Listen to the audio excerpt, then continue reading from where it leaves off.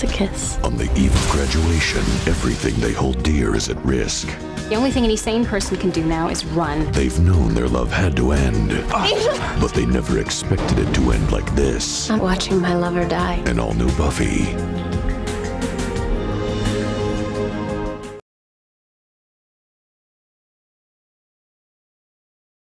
The season finale of Buffy. Graduation day, the beginning of the hardest fight of her life, and the end of Buffy and Angel. I won't let you die. Drink me.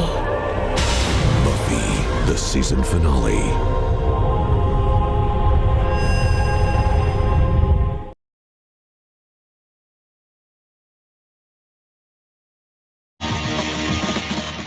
Hello, everybody, and welcome to this week's edition of Slade, the Buffyverse Revisited. I'm one of your hosts. I'm Jeremy. I'm your other host, James. And this week, we're going to be doing something that's a little bit different. We are going to do Graduation Day Part 1 and Part 2 as one very long podcast, and we will release them as one episode. We are, because we couldn't wait, so why should you have to wait? That's right, and we're all about servicing our listeners. And each other. Wait, and what? each other. Huh? Huh? What was there? Was there a problem? No, I think everything's fine. Anyway, how you doing, James? What's up? What's new? What's all? I'm all right. Nothing really up, nothing really new, and we're both old. Yeah, indeed. Indeed. I like the shirt. Thank you. Voltron all the way, baby. Voltron all the way. It says, I like big bots. I actually wore this one today because, surprisingly, I don't have any Transformers t-shirts. Oh, I was never weird. a big Transformers guy. And we went to see the new Transformers movie today. Hey, and I'd rather kill myself. And I was like, well, I mean, this is the closest thing I have. So that's what I wore. Yeah, I can't. Is this still Michael Bay? He executive produces or whatever at this point, so I don't think he actually has much of a hand in them. Well, it's not that I know him or I can't handle Michael Bay movies, man. They're insane. There's too much. It's an eyeball fuck, and right. I just I never watched them. Couldn't get into them, and I never really cared for Transformers as a kid. Okay, well, you're presuming anybody cares. Right. So I know everyone hangs on my every word, so. No, you know what? I hated the Transformers as a kid. I'll be honest. Because you wanted to be able to turn into a truck? No. Oh. Because whenever I played with the toys, I couldn't fucking transform them. They were so fucking complicated. It was like, this is stupid. Fuck this. And I just toss it aside and do something else. Okay. So. You weren't into the cartoon or anything? No, not really. I mean, I would watch it from time to time, and I watched the big Transformers animated movie, from 80 whatever. Mm-hmm. Or I think it's the one where Optimus gets offed. Optimus dies. Yes. Yeah. But yeah, it wasn't really my thing. I was all about Voltron, He-Man, Thundercats, other things. Right. Which brings me, I was bigger into those things too. I enjoyed Transformers, but anyway, my question to Hollywood is, and I would like an answer. Mm-hmm. So anyone out there in Hollywood that's listening, which we know there's a lot of Hollywood executives that listen. Oh yeah, 100%. I know famous people listen to this fucking podcast. Okay, Many. We're that big. Yeah. All right. I want to know why we haven't gotten a live action Thundercats movie yet. You fucking cowards. Thank you. I've been wondering that for the better part of a decade and a half. Also, we've got a live action. We've got five or six live action Transformers movies now. Where's our live action Voltron, motherfuckers? Right. I mean, you're telling me they can do the Transformers, but they can't do Thundercats? Right. Or Voltron. Yeah. Or He-Man. Right. Well, they tried He-Man and. Yeah, well, that was in the 80s, and it was, yeah. It Although, was, you know what, honestly, we're veering so off course already. I kind of have the same feeling about the He-Man movie as I do about Halloween 3 Season of the Witch. I like Season of the Witch, dude. Me too. If He-Man if the He-Man movie wasn't billed as called anything Masters else. of the Universe, if they had called it anything else, it would be a sci-fi cult classic. Yep, I today. agree.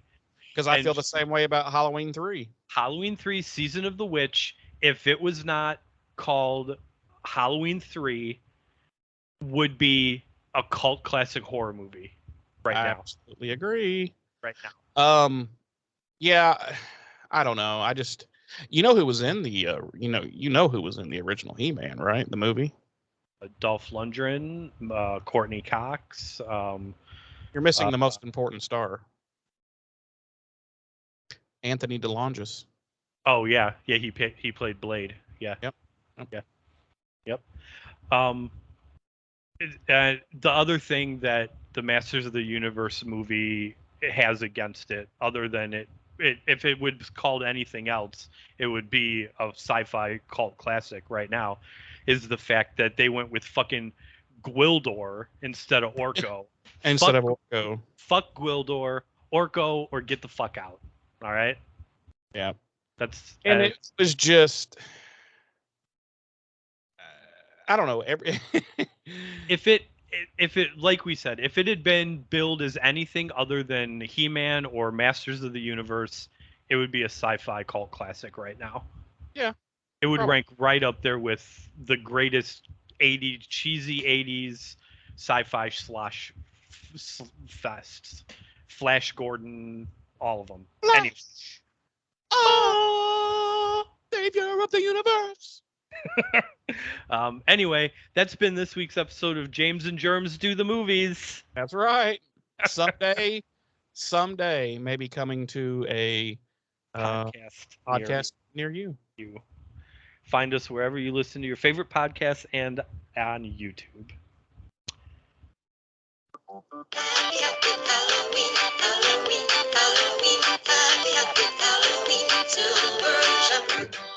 You know I had to do that.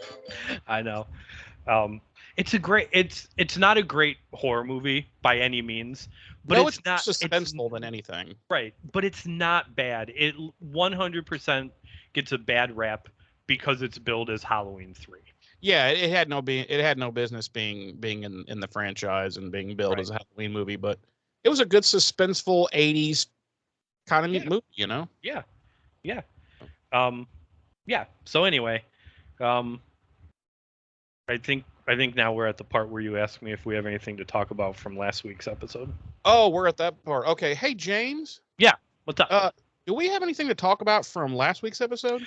As a matter of fact, we do. Oh, okay. I'm glad you asked. I was completely unaware. First off, let's hit up the old YouTubes. We haven't been to the YouTubes. Actually, we were there last week to welcome a new follower, but we're going there again this week to welcome another new follower, Mary. Thank you for joining us, Mary. We're glad you found us. We're glad you're enjoying us enough to subscribe to the YouTube channel. We hope we keep. We hope motherfucker, it's gonna be a long fucking night. Okay, you better calm the fuck down. Wait, is this Mary quite contrary? No, don't make fun of our listeners, man. I'm not. Mary quite contrary. So yeah, anyway, yes, thank you, Mary, for subscribing to the YouTube channel. Bot, let's be honest. I mean, it could be, but she's got a first name and a last name, and the profile seems pretty legit. So. Oh. So we also got a YouTube. We got 2 YouTube comments. It's kind of all one thread of comment from our friend SW, who you may recall joined us many episodes ago. At least 600 episodes ago. at least 600 episodes ago. Yeah. And has now popped back up in the YouTube comments. Glad to see you're still following along with us, SW. We appreciate it. I will refer to this person as SW. Okay, you do whatever you need to do, J Day. Okay.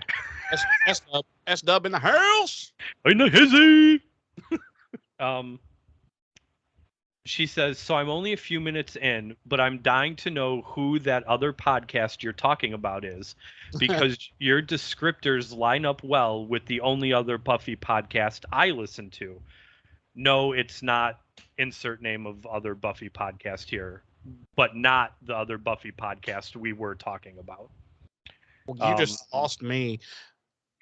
So she's wrong. It's not the one you're. No, so she's saying that she's dying to know because the way I described it lines up well with the only other Buffy podcast she listens to. And then she says, no, it's not. And then names a completely other Buffy podcast saying it's not this one. Oh, okay. Which now I follow you. Right. Which she's right. It's not. It's one of the ones that's not good. Yeah. I listen to both back to back. I do too, actually. I listen to ours first on Monday mornings, and then I listen to the other one. Wow, ego? What? Nothing. Did you say ego? Yeah, I've never listened to us or watched us ever. I like the way I look. What can I say? You're going to like the way you look, I guarantee it. I like the way I look, and I like the sound of my own voice. Wow. So that's why I said ego much? I listen to both back to back and laugh at how much opposing opinions there are, which I like. I would shout it out, but I figured we were being classy. We are being classy. That's why I didn't give the name of the other podcast. I am never classy. Let's get that out of the way. The thing is, he doesn't know the name of the other podcast. No. So. And I would never spend even a millisecond of my time to like search it out. And then she ends that comment with, "Hey, Darlene, big fan." So Darlene has her own fan. Darlene has her own following now. Darlene, she's going to start her own like Twitter feed or something. Right. To Darlene, well-known podcast commenter. I got such a huge kick out of that. Yeah, so, that's funny. She then commented, "All right, I'm at the 15-minute 42-second mark, and yes, it is the same podcast. Hey, don't hate on my insert name of podcast, girlies. I love you both the same." No hate, at least not. I'm not hating. I'm freaking balls. That's just what I do. And here's the thing: like, Jeremy could literally not care one iota about any other Buffy podcast out there. Mm-mm. Like, he just doesn't care. No, he like we've said before, 10,000 of them, it wouldn't make any difference. Right. To me. He listened to a couple other ones before we started this, just to get a feel of what was out there. What was out there. And I believe these girls, they weren't doing anything at that time, right? No, they started. They were doing a Buffy thing. Right. They started about a year after we did. Yeah, so I never, I've never heard them. I break balls. That's just what I do. Yeah, definitely no hate to them. I said, I listen to their podcast. They're sponsored. What the fuck? Right. I listen to their podcast every Monday. Like I said last week, I enjoy it. You know, we're small potatoes in their world. Right. They're doing their thing over there. You know, good on them. She goes on to say, "I love you both the same. Now, considering you and them are the only Buffy podcasts I listen to, and you and them are pretty much opposite, what does it say about me?" I don't know what it says about you. I think it just says like hearing differing takes and different opinions. And I was just going to say, it probably says the same thing about you that it does about me, because part of the reason I enjoy theirs is because it's better than the ones I had previously listened to, and their takes on a lot of things are different than our takes on a lot of things. Right. And I enjoy that. Like, that's the whole point of like listening to this kind of thing. Well, yeah, that's the great thing about having as many people involved as possible, because different people bring up different ideas and different right.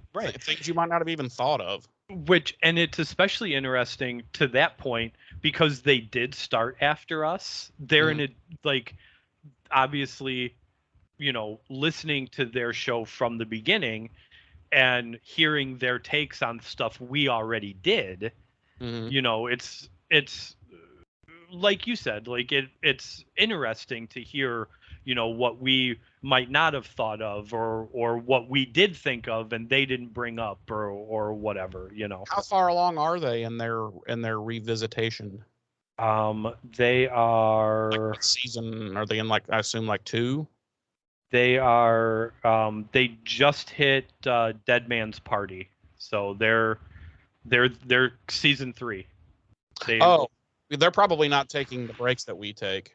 They don't take the breaks that we take, no. Because they get paid. right. Yeah, they don't take the They'll breaks. They'll probably overtake us then. Probably. At which point, if I'm being honest, I will probably stop listening when they overtake us because I don't want. There's nothing there, dude. You were. Yes. There was a piece of fuzz there. Once they do overtake us, I will probably stop listening because so they don't taint your read. So that their rewatching of it doesn't taint my take on the episodes. But it'll give me something to look forward to going back and listening to at a later date. So,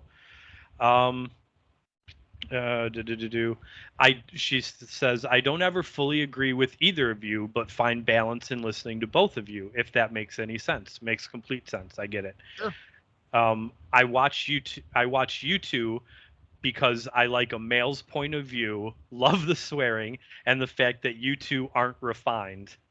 No. It's kind of like, it's like backhanded compliments right there. Maybe for you, but for me, that's, hey, that's a compliment. I'm good with that. Yeah, no. And again, like a big part of that is because they're sponsored. Like they're getting paid. They got rules and shit. They have to. They've got rules and everything. Like you can't do this and you can't do that. That's one reason I would want to be sponsored. Not much of a filter, which is refreshing. Very odd that I've been listening to only both of your pods at the same time and have had actual thoughts, laughs about what would happen if your two pods collaborated, because you both are pretty much opposite in opinion. Listen, SW, you're not the only one that's thought about what would happen if the two pods collabed. I know what would happen. It would be a fight to the fucking death. And all I'm gonna say is, I love a good crossover episode. Well, I love a good crossover episode. So if anyone else if anyone over at this other podcast who, if they're doing any competition research at all, knows about us and has heard us talking about them, fully knows who they are and who we're talking about, feel free to reach out. I love a good crossover episode. I'd be more than happy to do a little collab is all I'm saying. And I think Jeremy would too. Yes? No? I just decided to remain silent. No, you know me. I could care less either way. Seems like four people yakking would be too many. Could be.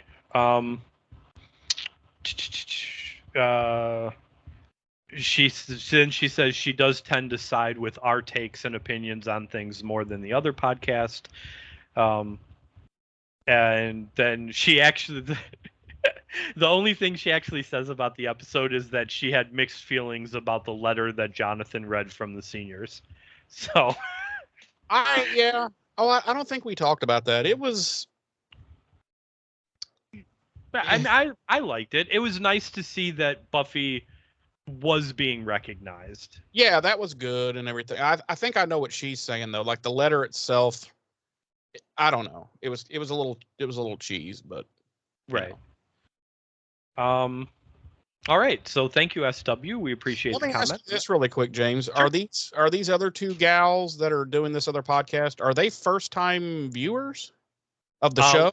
One of them is. One of them Okay, is. maybe Yeah. that's why their takes are so much different, and maybe that's why S-Dub likes our take. Maybe because we're Well, I also think like we've said, like we're two, you know, cis white heterosexual males. Like obviously ours is the only opinion that matters in the long run. right, No, right. no. But we're we're as cis white heterosexual males, we're gonna have a different take on the material than two females. Sure. You know, I believe one of them is of the LGBTQI plus community. Um, I didn't know there was that many letters in there anymore. And I'm an ally. So, and one of them is a mother. So there's a lot of different aspects of their lives that they view, you know, the material through lenses of, you know, that we just wouldn't be able to. I mean, quite honestly, as like probably things we completely gloss over and to where we don't even talk about, you know. Right, sure. You know, so yeah, I mean, there's going to be different takes. You know, anybody that does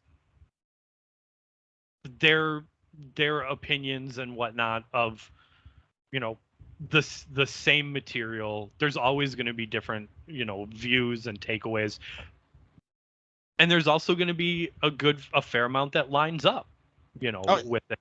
It's just the way it is. Everybody's different. Everybody's thought processes are different. The lenses in which we all view things are different. So I like a good 35 millimeter lens myself. Yeah. So now on over to the old Facebooks. I thought we had two YouTubes. Well, it was two comments. Yeah. And the new Mary, quite contrary. Yes. Yeah. Okay. Yes. So now bouncing over there to that damn Facebook. Back over to that Facebook. I'll tell you what, I ain't kidding either. I'm on that Facebook. I see it. I see that fake news that Mark Zuckerberg tried to put out there. Marker Zuckerberg. I see what he's doing. He's trying to give Trump and Republicans a bad day. Bad day. Everybody know Trump, the greatest president ever presidented. And he don't like people that don't speak American, so he's okay in my book. Right. He don't like people that don't look like me, and I'm okay with that.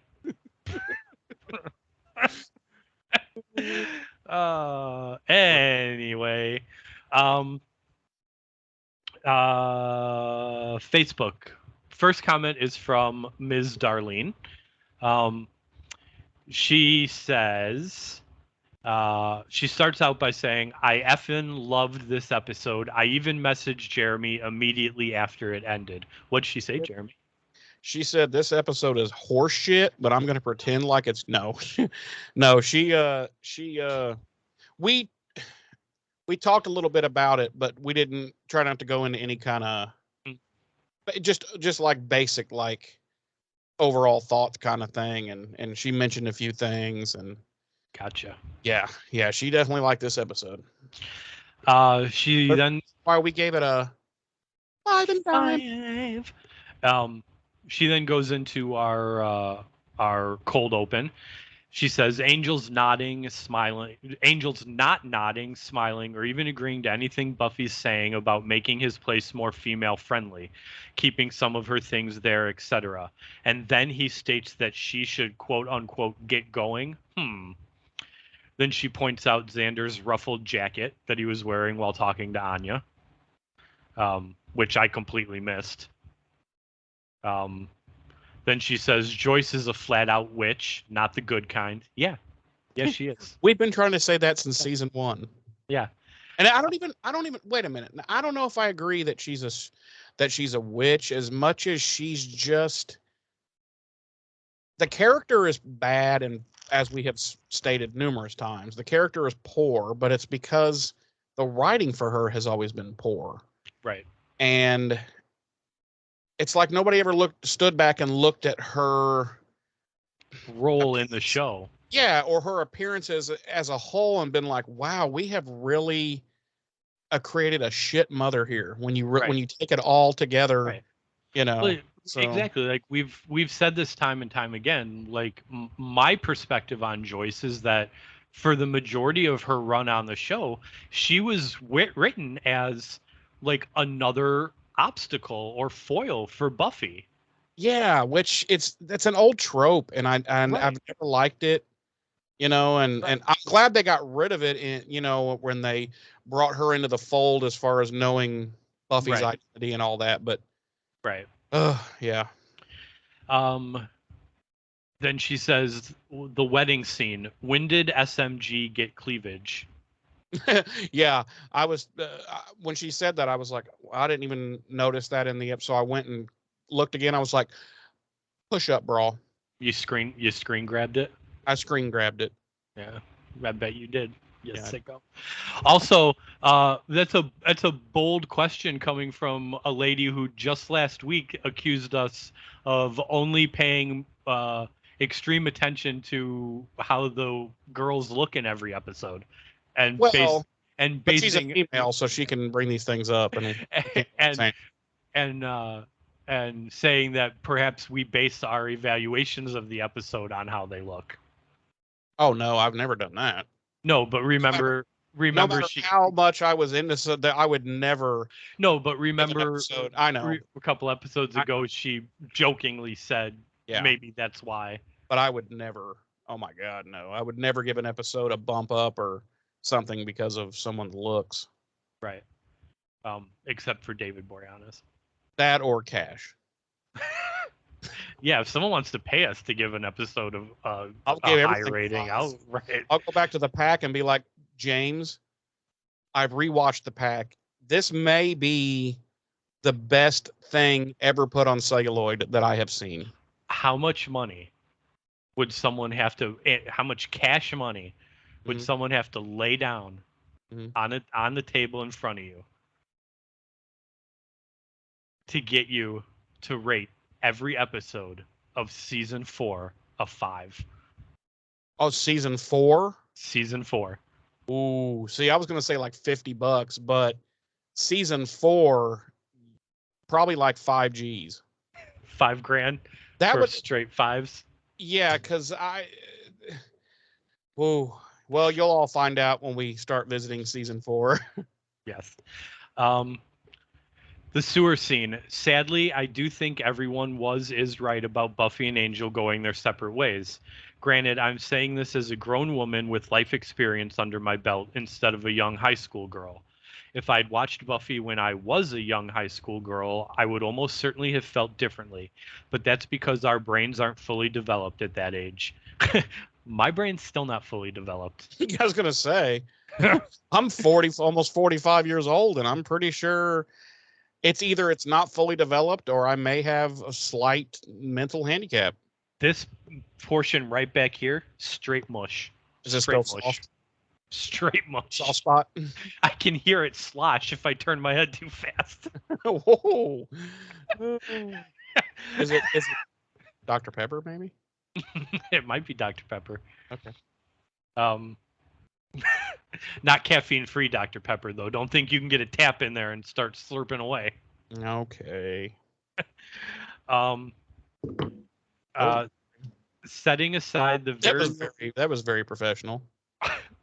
When have we ever done anything professional on this podcast, dude? That's you know what we should do? Like, sidebar, Jeremy, between you and me right now. Forget there's people listening. When we come back for season 4 and season 1 of Angel, we should be like professional. Like, we should lock it down like we're a sponsored fucking podcast and throw everyone for a loop for like the first 3 episodes. But then all 11 of our listeners will quit. That's true. They'll be like, "Oh, these motherfuckers are sellouts." They sold out. Fuck these motherfuckers. Yeah, that's what'll happen. Setting aside the very real potential that Buffy may want to become a mother of Angel's children eventually, sex is super important in a relationship for a variety of reasons. And I truly believe it would be excruciating to watch herself get old while Angel stays the same age. Again, for a variety of reasons. On the other hand, as Jeremy stated, Buffy's right and she should be able to make choices for herself. But again, the whole young high school girl thing. James got teary-eyed during the sewer scene because he does have a beating heart, unlike Angel. And he's a bitch. I had the same reaction. I hate you so much. I had the same reaction. I audibly gasped when Angel said he didn't want to be with Buffy. Talk about a stake to the heart. I did too. Like, I've seen this episode, I don't know how many times, and when she was like, "You don't want to be with me," and he said, or she said, I want my life to be with you, and Angel said, "I don't." Like, it was heartbreaking. Like, sorry. Well, like I said in my recap, it didn't hit me because it's in 3 seasons it's already happened 113 times, and the blade gets dull after a while, you know. She goes on to say, "I straight up cried when Buffy was crying with her head in Willow's lap. SMG's acting throughout this entire episode is top notch. I agree with James that we can have different, very meaningful loves in our lives. No two are the same. It doesn't matter how many times Buffy and Angel break up, it's still real and painful to her every time. James's statement that we always think we'll never find another love like the ones we lose really resonated with me. My once fiance died in 2016 of suicide, and I was convinced for almost 7 years that I'd never find a love like that again. My heart has since opened up to the possibility. SMG plays heartbreak and devastation that leaves me in awe." Yeah, she's phenomenal. I mean, everyone in this series is. That's part of what makes this show so gripping and so intoxicating, is that you believe what's happening on the screen because they're so good at what they're doing. Yeah, and that acting a lot of times is what makes the bad episodes stomachable. Right. Because you're like, oh, okay, bad writing, bad story, but damn, the acting was good, you know. Right. There are money issues with Cordy's family. Oh, you're good, Darlene. You called it. Back in the library, it's cute how Wesley tries to innocently ask Cordy what she was doing with Xander. Kudos to Xander for covering for Cordy and for paying off her dress. How did they get the security video? I assumed Cordy works there. She got it. Yeah, I mean, either way, like, they just asked for it, and someone straight up handed it to them. Yeah. I wasn't, when I said how did they get it, I didn't mean physically, like how did they get it, but like, right. Why would a business be like, oh sure, employee, here's a copy of our. Exactly. The same reason that meat packing guy was just like, yeah, here's the address of this. Yeah, there's a weird kid comes around. Here's the address. Look, he orders brains like 10 times a week. Here's his address. Here's his address. Let's go have yourself some fun, okay? And then if you're gonna stab him, give him a couple for me. Yeah, give him a couple. Yeah, just for me. You know what I'm saying? Nah, now be on your way, Buttercup. And then he slapped her on the butt. It was weird. It was weird. Kind of didn't mind. Yeah, at first she was like, "Yeah," and then she was like, "Oh, okay, okay." Soft but firm. I like it. And he was the same. He was like, "Yeah, it's soft but firm. I like it too, eh?" Oh. Oh man. She then says, "Tucker, who names their child Tucker and expects him to turn out as anything other than a whiny jerk? No offense to any listeners, watchers named Tucker, but seriously, your parents should have known better." I feel that way about a lot of names. Yes, but Tucker in specific for me because of Tucker it takes Carlson. me. No, well, there you go, perfect example. But it takes me back to an old comedy bit by the late great. Who am I talking about, James? I don't know. Ponytail? James Carlin. George Carlin? Or James Carlin. Jesus Christ. Yeah, George Carlin. Where he's talking about names. This was probably the one of his HBO specials in probably the late 90s, early aughts. And he was talking about names and, what happened to all the manly names for boys, and he was like, he's listing all these dumb ones off, and he's like, and Tucker. Fuck Tucker. And so, yeah, it takes me back to that. And yeah, I don't remember that, but I do love George Carlin. I'm a big George Carlin fan. Yeah. So much of small sidetrack, so much of what his stand-up was about, especially in his later years, it still resonates so much today. Oh yeah, his social commentary was unsurpassed. Yeah. And that's been James and Jeremy do comedy. She says, loved Cordy saying sarcastically, "Are we all catching up now?" High school email systems, maybe, but our high school didn't have one. Colleges in the early 90s, definitely. What if we assume Willow hacked into Tucker's personal email? She could have found the messages in his sent folder. Well, that is kind of what we're assuming, that she hacked into his personal email. But I just think it's ridiculous. Right, the issue was how would she even know what Tucker's email is? Yeah, because it could have been like big bad booty daddy at fucking, hotmail.com. How would she know? Right. Oh, it must just be his name, Tucker. Right, like, because honestly, Tucker.com. Right, because what high school kid? Well, like, okay, so I might be the exception, or maybe I'm not, but like, what high school kid had an email address that was like just straight up their name? Yeah, exactly. Like, I don't have one that's just straight up my name because I'm not weird. Sorry, James. I had one because I had the forethought to be like, I'm not gonna want my email to be Saggy Balls 69 for the rest of my life. Why not? like that's just not gonna fly when I'm an adult. So, but anyway.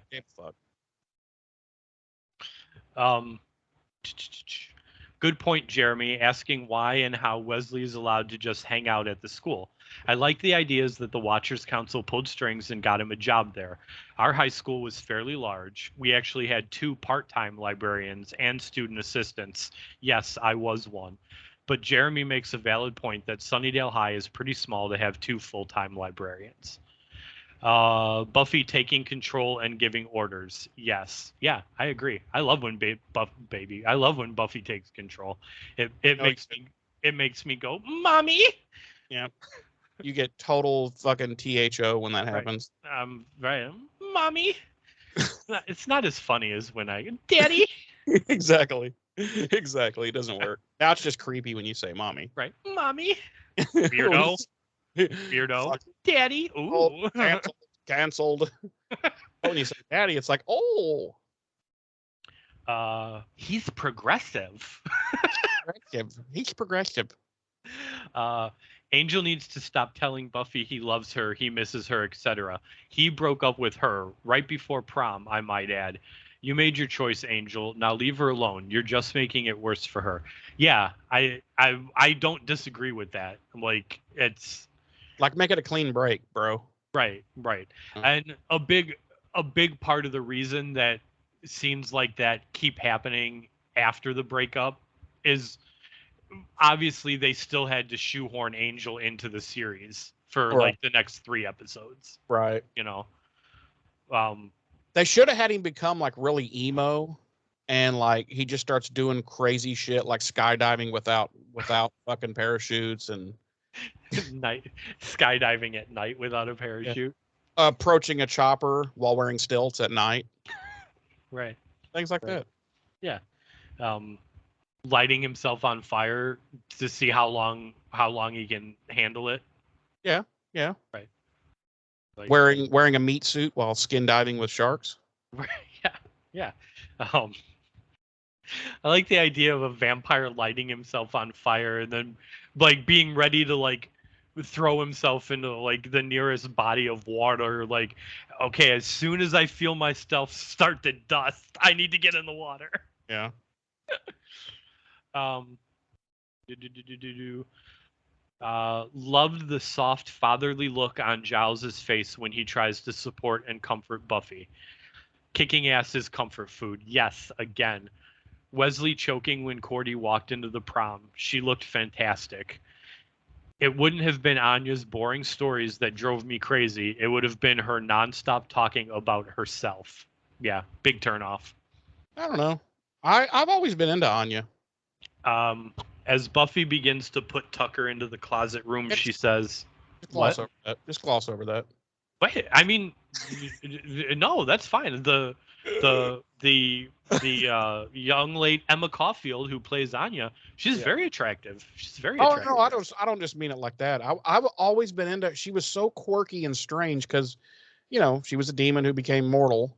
Right. I don't know. There was something always cute about that to me. Like I don't know. She always drew me in. As Buffy begins to put Tucker into the closet room, she says, "I'm going to party like it's 19, and then the prom banner in front of the school says prom 1999. Buffy's prom dress would have been super wrinkled, stuffed in her Slayer bag like that. The Slayer bag works much like Mary Poppins's bag and the Zeist pocket, in which any amount of things can go into it and come out perfectly intact. Exactly. So there you go. Well, one other thing Angel could have done in his emo phase. He could have walked through a minefield while wearing clown shoes. Could have walked through a minefield while wearing clown shoes. Yeah. He could have put on several layers of SPF 50 and walked into the sun. Surely that would have gave him at least a few extra seconds. Right. Right.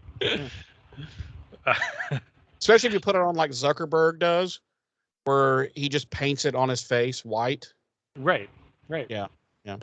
That proves Zuckerberg is an alien. He doesn't know how to put on sunscreen. Right. Buffy looked amazing. She did. I don't know. I wasn't a big fan of her prom dress. The wedding dress from the dream sequence I thought was pretty cool, but I don't know, something about the prom dress to me, the first thought that came to my head was frumpy. Like it just looked odd. Okay. I can see that. The speech and award they gave Buffy, love. Jonathan being the one to present it was perfect. It was perfect, especially in retrospect of Earshot, the Earshot episode where Buffy essentially saves his life. Now, keep in mind, when this originally aired, Earshot hadn't aired yet, so it was kind of confusing as to why Jonathan was the one. Yeah. So because he was like the main background character since season right, and I think that's kind of what, if I remember correctly, upon originally watching it, that's kind of what my thought was like, well, it kind of makes sense. He's the most prominent like background character. It was either going to have to be him or Larry, right? And Larry's supposed to be the dumb jock guy that right. R.I.P. Larry. R.I.P. Spoilers. I laughed when Jonathan said their graduating class had the lowest mortality rate in Sunnydale history. The award itself, an umbrella, was not only beautiful, but a metaphor for protector. An umbrella protects from rain, and Buffy protects her classmates. Good. That's good. We all understand metaphors. She's going to fuck you up now. I'm just teasing, Darlene. No, he's not. He's completely serious. I still loves you, woman. Weird. Giles' comment to Wesley about having the emotional maturity of a blueberry scone.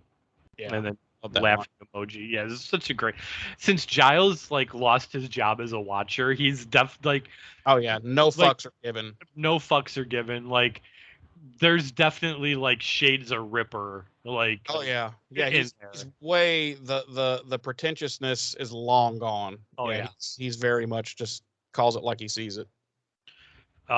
Great song choice while Angel and Buffy walked towards each other and then began dancing to it. It's Is now it sad that I have no recollection of what song that was? it was Wild Horses by Alison Krauss. Wild Horses. Wait, you talking about the song from the Buffalo Bill dances to and do, do, do, do, do, do. You know, where he's putting the lipstick on and he's like, "Would you fuck me? I'd fuck me." I don't you And it's play like tucks his dick and balls and play you going dun, dun, dun, doesn't mean anything to me. he like puts the lips. He puts Find the lip on the lips. find the song that plays during the Buffalo Bill scene and play it for me, and I will tell you if it's the same song. Okay. While I finish going through this. I'm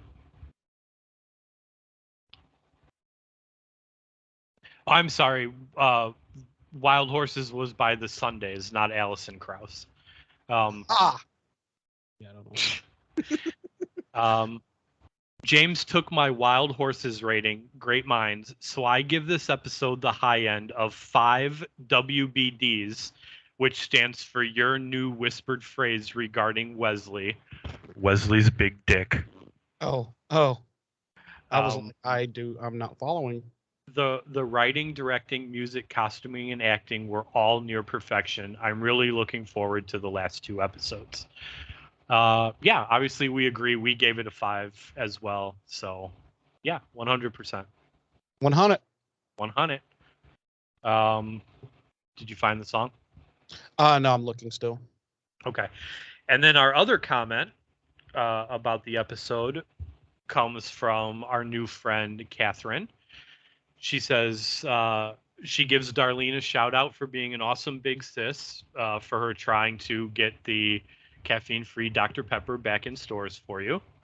Oh, it's Goodbye Horses. That's the name of the song that I was. Okay. Tell me if you can hear this. It's not the same then. I don't know if you can even hear this. Wait, it's not started. No, I can't hear it.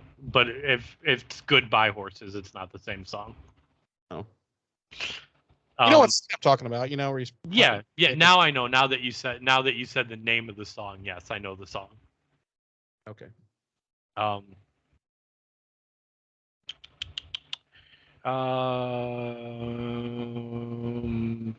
She says, I forgot to weigh in on the superpower discussion last week. I would take teleportation, then I wouldn't have to get out of bed so damn early in the morning to get to work on time. It's a good reason. It's a good reason, Catherine. I agree. I'm here for it. But I work from home, so I don't have that issue.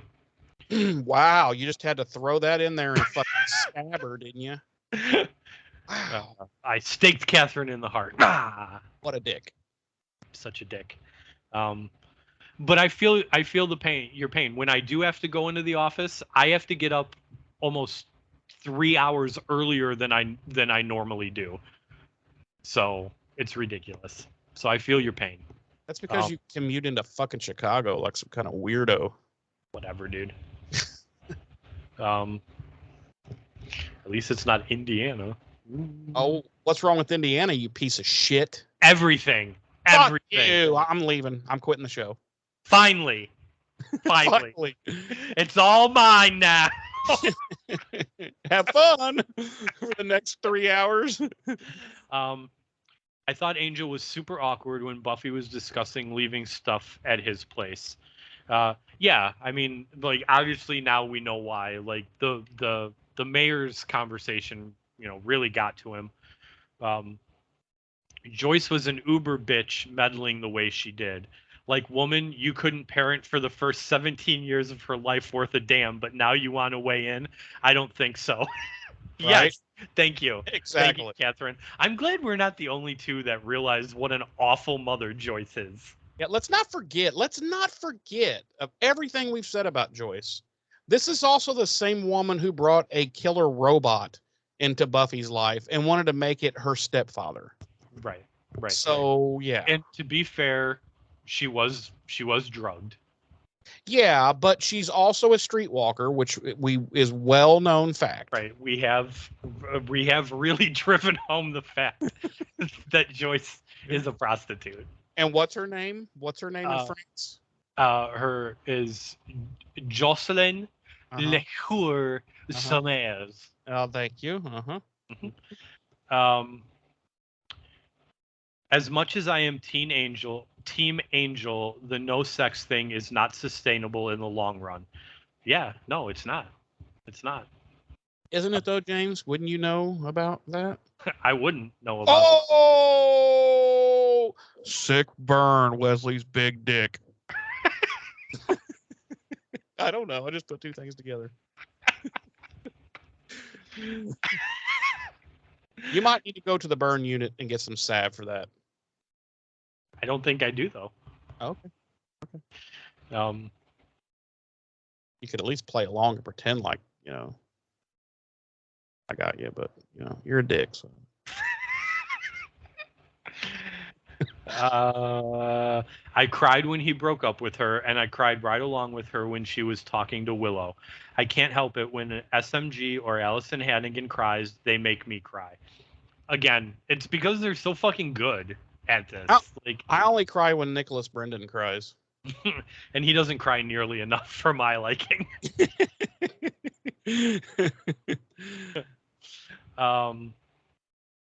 I figured that they got the tape from the store from Cordy since she is working there. Xander messing with Cordy always irritated me. Dude is the cheating scum, not her. Leave her the hell alone already. Thank you. Yeah, I agree. It kind of pisses me off that he gets Anya because it's like, wait, Anya exists because you were a cheating ass bag that she wanted to curse. Right. You know what I mean? It's like, and now you not only didn't get cursed, but now you get to go to Bone Town with the cursor. Right. But do you think they boned after prom? Oh yeah. It's Xander. Okay. It's Xander, Okay. Oh yeah. They went to Bone Town. I miss the nice Cordy, but I get it. She is hurt and going back to what is making her feel better, even though it sucks. He earns a few brownie points paying for the dress, but it's probably just a bit of guilt sneaking in. Oh, 100%. He did it because he felt guilty. And he saw it as an opportunity to try and A, alleviate some of his guilt, and B, try and make some sort of amends between them. And you know where he got the money from. Joyce? No. Yeah, he did. He went to Joyce and he was like, hey, I know what you do at night. Right. And she's like, okay, fine. You can be one of my people. Here's your client. And it was Larry. No, he was going to blackmail her. He was going to. He ended up having to service Larry. I like my blackmailing Joyce theory better. No, I don't like it at all. I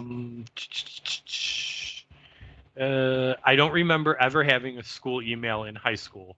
I went to a pretty large school and we had multiple librarians, but I don't think Sunnydale is big enough for more than one. Yeah, no, I agree. I mean, I didn't have an email in high school either. I was just tossing out wild theories. Yeah, like wild horses. I see what you did there. Don't do it again. Okay. Isn't Wild Horses? Isn't that a Garth Brooks song? I don't. You're really hung up on this. You need to let it go, okay, dude? Okay. While I'm finishing this, look up Garth Brooks' discography, and you tell me if he has a song. I already know. Yeah, it's definitely a Garth Brooks song. Is it? Yeah. I don't think I've ever heard that one. I'm sure it's I'm sure it's not the same song. Right. No, but I'm saying I don't recall ever hearing a song called Wild Horses by Garth Brooks. Yeah, it's literally about wild horses. Oh. I always assumed that I always figured that they assumed Wesley was just a friend of Giles that was visiting. And my thought to explain what people thought about why he was at the prom was that he was Giles's date. LOL. That's funny. It's clever. But mostly I figured that the whole ignoring things that the townspeople do was in effect here, and they just ignored him. 100% a possibility. I kind of threw up in my mouth a little when Jeremy said that about Buffy and Giles kissing. Yeah, it was disgusting, wasn't it, Catherine? Thank you. Giles is so sweet to offer to console her with ice cream. I love Buffy's "you will have the perfect prom if I have to kill everyone to make sure it happens." All of the dresses were amazing, and I did love the little facts about who made Buffy's dresses. Ha, Jeremy, ha.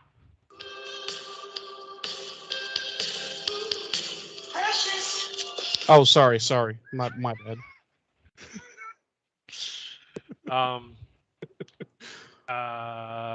And David Boreanaz looks damn fine in a suit. That is for sure. Yeah, he did. Frickin' Wesley drooling over Cordy is too much, and I am glad Giles said something to him. I love the stuff with Anya and Xander. She doesn't give him much of a choice, and he takes her. Jeez, there's a Wild Horses song by the Rolling Stones too. I'm not letting it go. Telling him all the things she did to the crummy men over the years was hysterical. I felt that Xander was slightly bored and terrified all at the same time by her stories. Jonathan's speech was too damn sweet, and I was so glad that they finally acknowledged everything she has done for them over the years. Absolutely a 5 out of 5 episode. We agree, Catherine. Definitely a 5 out of 5 episode. Thank you for your thoughts and opinions and your own review of the episode. And there is. This is the Garth Brooks song you told me to look up for you. Okay. I didn't say play it though. I did not say. Not once did I tell you to play it. No, not once. I can look it up and play it on my own later. I just wanted you to verify that there was one out there that existed. And of course, I mentioned it last week, and it's going on again this week. I love to see it. There's ongoing comments back and forth on the Facebook page about the episodes and whatnot.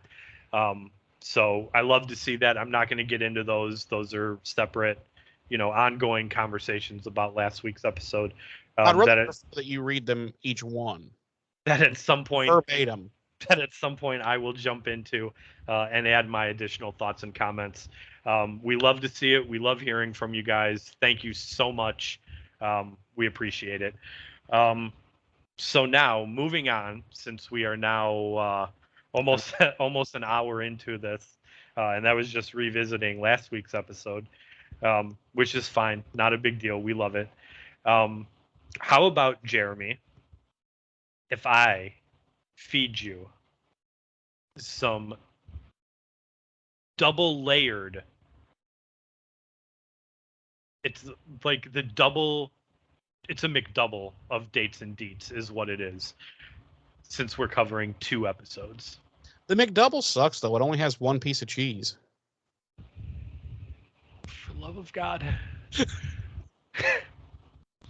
Can it be the double quarter pounder with cheese? If that is what you would prefer, let me make you up. See, I don't eat hamburgers, so I don't know. You don't eat hamburgers. I don't eat hamburger. I don't.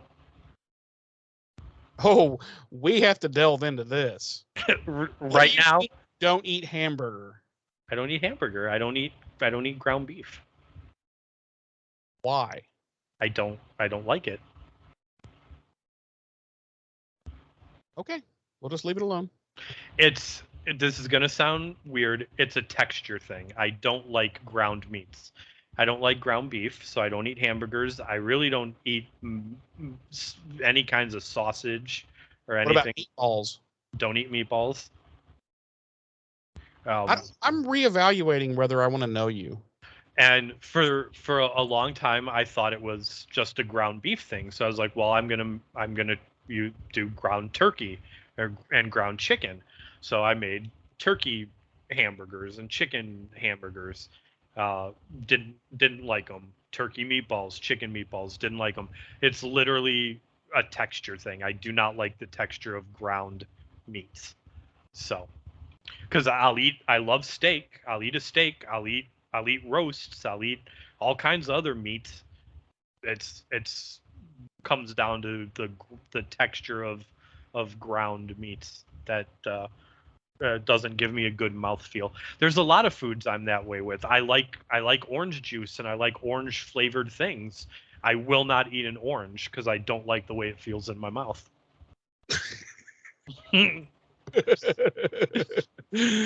Okay, all right. There's quite a few foods that I'm that way with. I don't like the texture. Do you like tube steak? You like the way that feels in your mouth? You son of a bitch. Anyway, as previously stated, we are revisiting Buffy the Vampire Slayer Season 3, Episode 21 and Episode 22, the 55th and 56th episodes of the series overall. Our Season 3 season finale, Graduation Day Part 1 and Graduation Day Part 2. Our episode directors for these episodes are Joss Whedon. He directed both episodes. Whoa, you just said his name out loud. You know what the fuck can happen to us just saying his name out loud? I have to say it 3 times. Then you just need to say "he who must not be named" 3 times. Our episode credited writers are also Joss Whedon for both these episodes. If I say his name one, it's like Candyman or Beetlejuice. I know. If I say his name one more time, he's gonna show up and start molesting one of us. He's gonna show up and molest me. That's so wrong. He'll yell at you and degrade you and tell you how bad of a professional you are, and then he'll try to fuck you. Or maybe I'll get the Michelle Trachtenberg treatment, and he just won't be allowed in a room with me alone. Period. I always assume that's because he's some type of child predator, but I don't know. That's my direct assumption as well. Anyway, yes, He Who Shall Not Be Named wrote and directed both of these episodes, and we know he's a dick. We know he's just a complete and utter piece of shit. We've said this time and time again on the show. But you cannot deny that when this man writes and directs an episode, you can't deny his talent. Period. Like, I mean, he's cream of the crop for this episode. He just happens to also be literal shit. Right.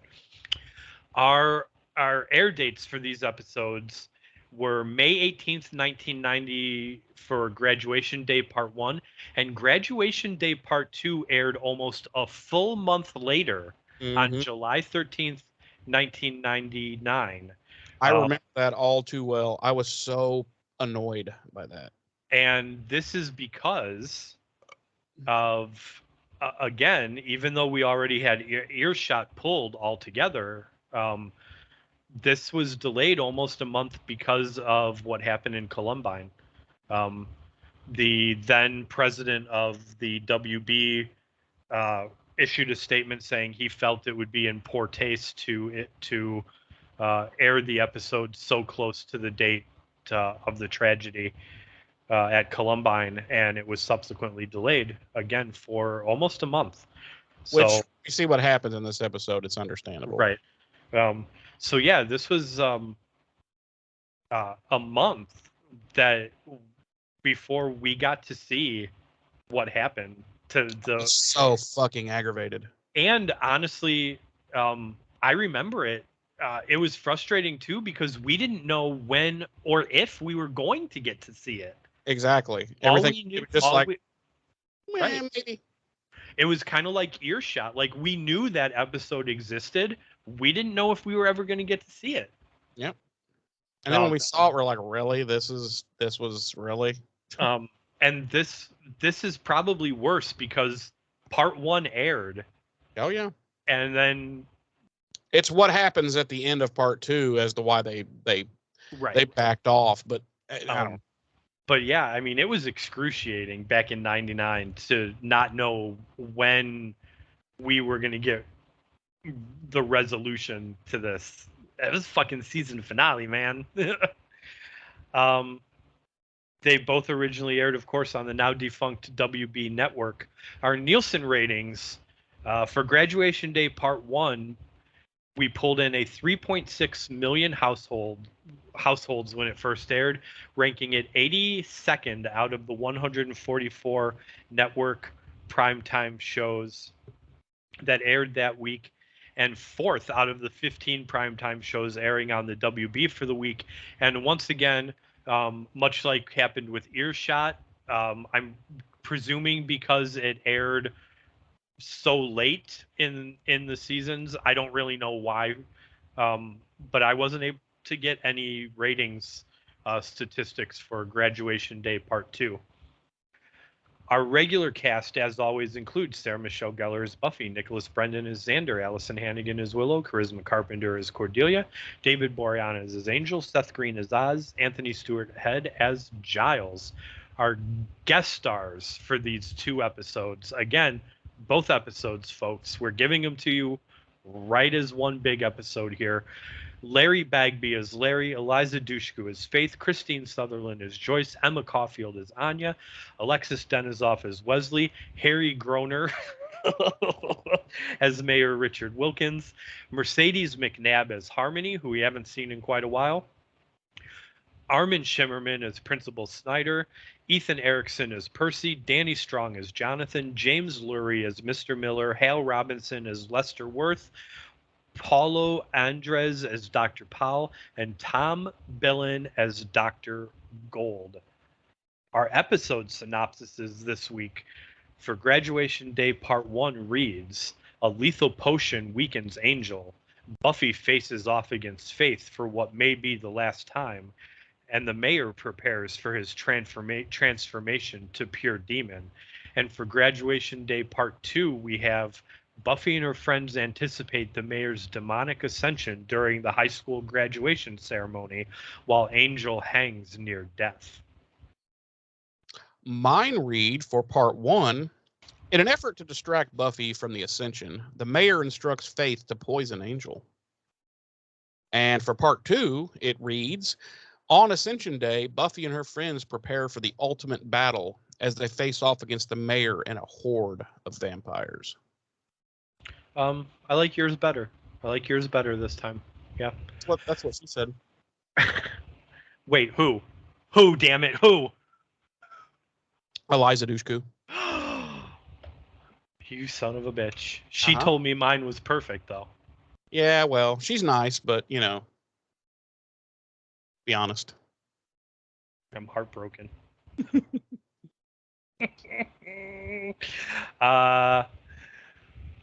We open with Graduation Day Part 1 as graduation gowns are being passed out at school, and Cordelia disapproves of the color, which is maroon. She was lobbying for the teal.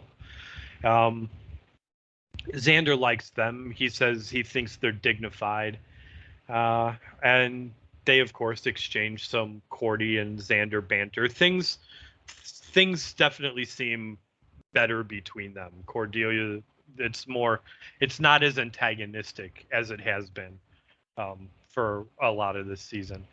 And Xander tells her he's convinced he's not getting out of school alive.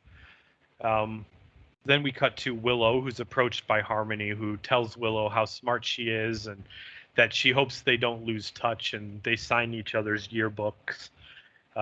Buffy catches the tail end of the conversation and doesn't understand why they're being so friendly. And Willow acknowledges that she hates Harmony, and she calls her a what does she say? A vapor? No, that's what Buffy called Cordelia in one episode. I think it was a vacuous tramp. Is that what she says? Something like that. Yeah.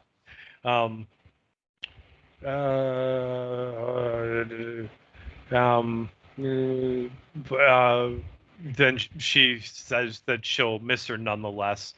Buffy claims she doesn't feel as mushy about graduation as everyone else does, and states that she can't go to graduation because she'll be fighting the mayor. At which point Xander comes up to them and, hearing this, tells them that the mayor is the one giving the commencement speech, and apparently the Ascension, which kind of gives us the idea that the Ascension will be taking place at the graduation ceremony. Before I go on, I'm gonna say I side with Buffy here, and I think you probably do too. I did not have all those mushy, oh my gosh, I'm gonna miss everybody, I'm gonna miss high school feelings when graduation came around for me. Yeah, I didn't graduate, so I don't know. Okay. Yeah, I just didn't, like I've said before, I did very well in school, but it was basically a byproduct of my approach was, I have to be here. I might as well do the best I can at it. Kind of like every job I've ever had. I have to be here, so I might as well excel at it to the best of my ability. Then we cut to a apartment somewhere, and we see a older gentleman as he makes his way to the door, and he opens it, and it's Faith, and she like, asks, I didn't. You were supposed to be here an hour ago. right, What I'm not. agency are you with? Right, I'm not. I'm cutting $100 off of this. And then he drops his robe and he's just wearing jelly and a thong. Right. Not like you. Not jelly itself. A jar of jelly. Right. Like he's a thong, a jar of jelly, a belt, and flip-flops. Right. I just didn't want people to misunderstand and think he had jelly like spread on him. No, he's got a jar of Welch's strapped to him underneath the belt he's wearing. Right. At least they went with Welch's.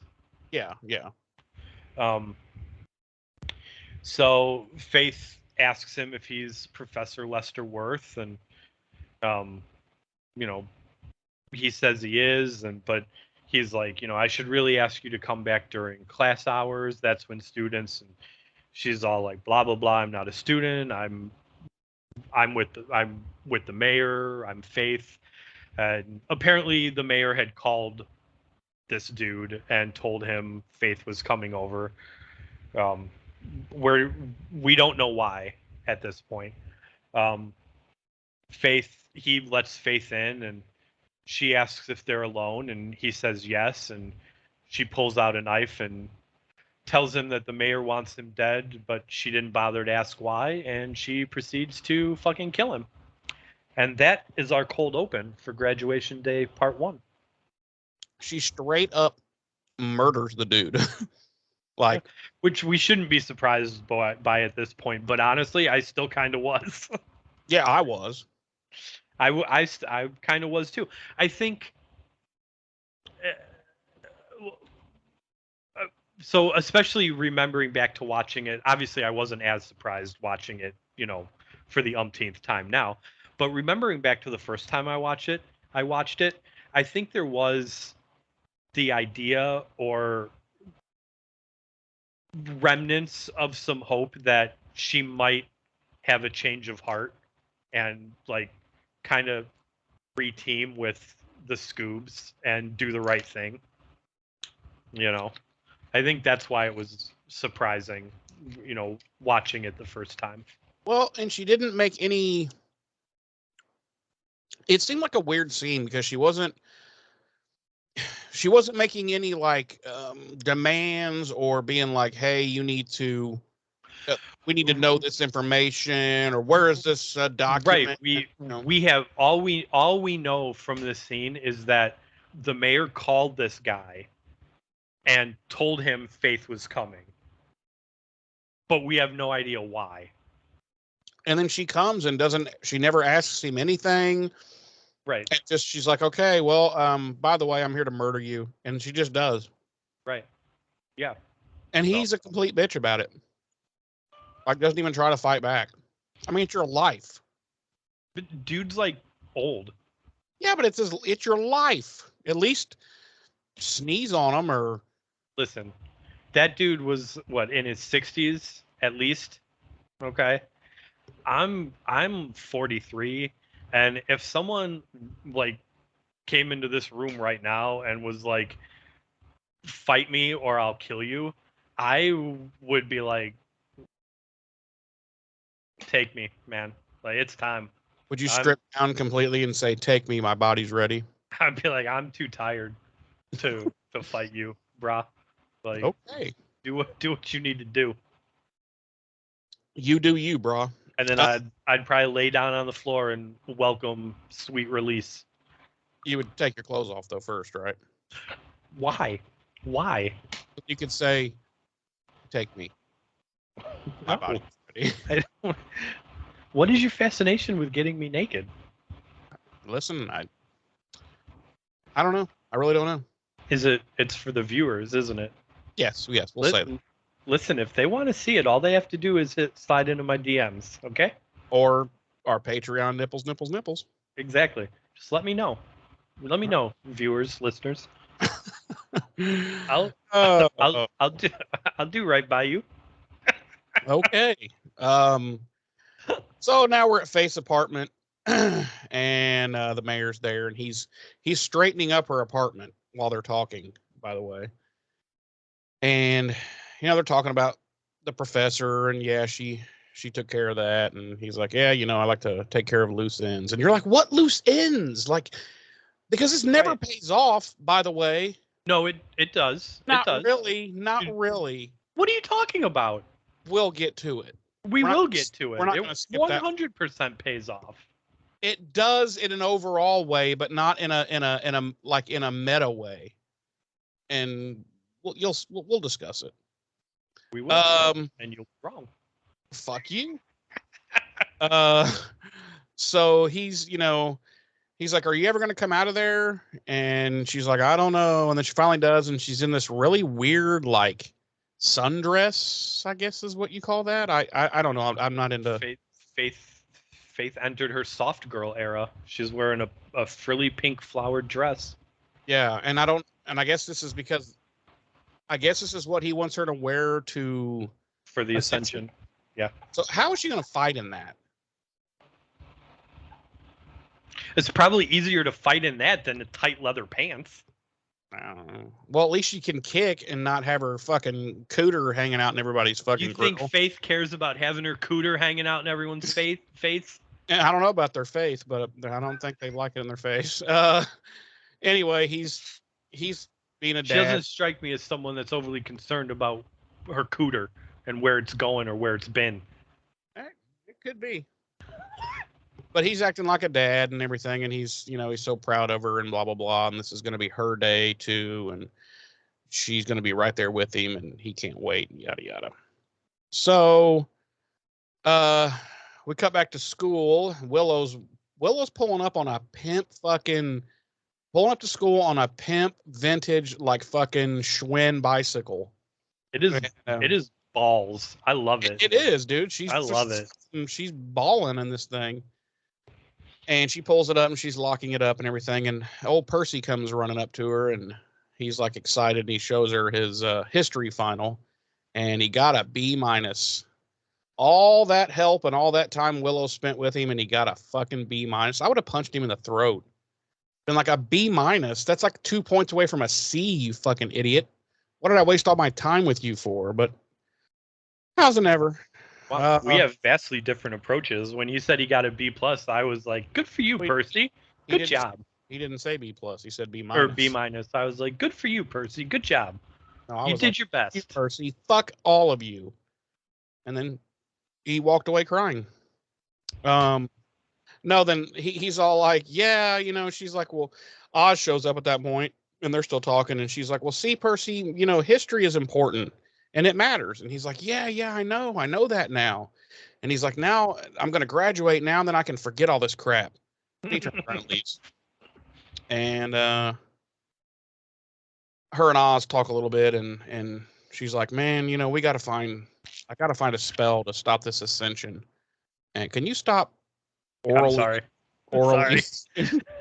I forgot to mute the microphone that time. So yeah, fuck up. Where did I leave off? Yeah. Oh, yeah. So she's like, "Hey, I've got to find a spell to stop the Ascension," and he's like, "Well, then we will." I'm like, "Oh, well, fuck, it's that easy. Thanks, Oz." End of episode.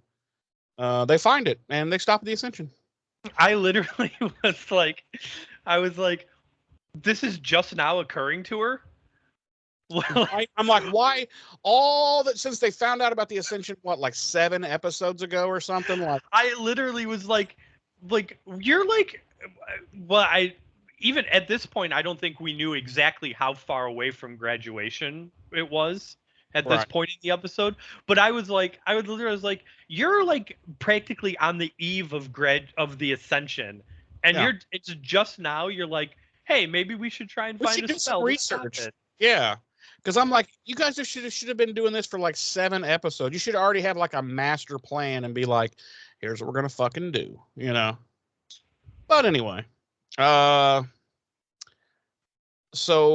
I put Giles in my notes here. It's supposed to be Xander. It's class time. Xander's late, of course, for class. I put Giles is late for class. The teacher's like, everybody has to, I know you're done with your finals, but this is still school and everybody has to participate. They're playing hangman on the fucking chalkboard. So, I loved that. I loved that when it turned out they were playing Hangman. And I wanted to. Xander picks an E.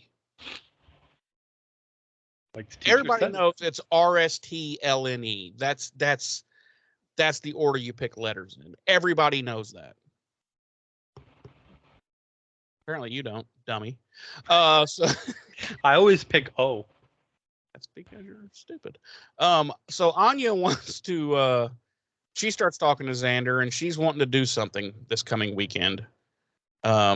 She's like, well, we can watch sports. I know boys like sports, and blah blah blah. She's very awkward and just out of her element, which is something I find endearing. And he's like, well, listen, none of this matters because first we have to figure out how we're gonna survive the Ascension. And she gets this look on her face, and he's like, what? And then she just stabs him right in the fucking eye with a pencil. No, but she gets this look on her face like she hasn't heard this before. And I was like, hasn't she been around before when they've talked about the Ascension? But I guess not. Oh, I thought you meant like she hasn't heard the term Ascension before. I was like, really? That's what you took away from that? Because that's not what I took away from it. No. But you mean in this specific instance that right. Right. Like I could have swore there was a time, maybe at least once, but I guess not, that they had discussed the upcoming Ascension and she had heard, but apparently not. Let's see, where did I leave off? Oh yeah.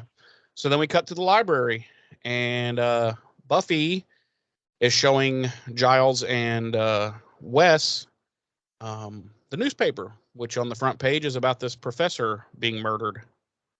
And she's like, this is weird. This has got to have something, which I don't know how she drew these conclusions, but she's like, this has to do with the mayor and the Ascension. And they're like, well, yes, of course. It's a professor who's been murdered in our town. So obviously this has to do with the mayor and the Ascension. But all that aside, the greatest thing of this episode is that Wes and Giles are fencing. And Giles is paying no fucking attention to what Giles he's doing. Never even looks at Wes. Well, he glances a couple times, but he's just he's looking at the paper and just blocking everything fucking Wes tries to do. It's awesome. And then when it's Giles's turn to, I don't know fencing terms, but when it's his turn to, attack or whatever, then he looks at Wesley. But yeah, the entire time Wesley is driving the attacks, like Giles is just he's just completely zoned out and paying attention to the paper, and I fucking loved every minute of it. Yeah. So they keep, Buffy's like, I'm going to look into this because I know this has something to do with the Ascension and the mayor and blah, blah, blah. And about that time, Xander walks in with Anya. And he's like, so you want to know something about the Ascension? Well, meet the only living person who's ever been around for one. And they're all like, what? And then we cut to, it's basically the same scene. It's just a few minutes later, and they're sitting around the table, and she is describing it. It was 800 years ago.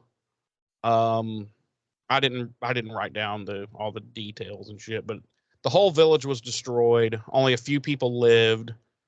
Yada yada. And she names the demon, and Wes is like, well, I was taken to understand that that's a 4-winged, demon. It really wasn't all that powerful. Like we've faced worse.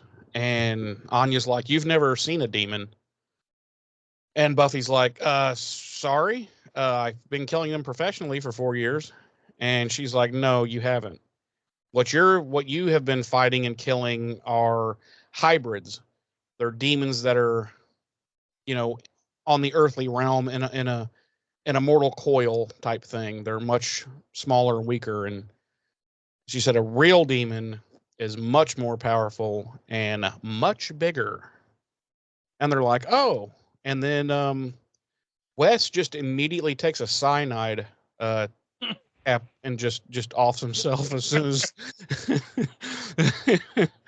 no. We cut to Snyder walking around outside the school with the mayor. Is that the quad? I think that's the quad, right? Yeah. It looked different in these particular angles, but I think it's the quad. And that's where they're setting up to do the graduation. All the chairs are being put out and the banners and the stage and yada yada.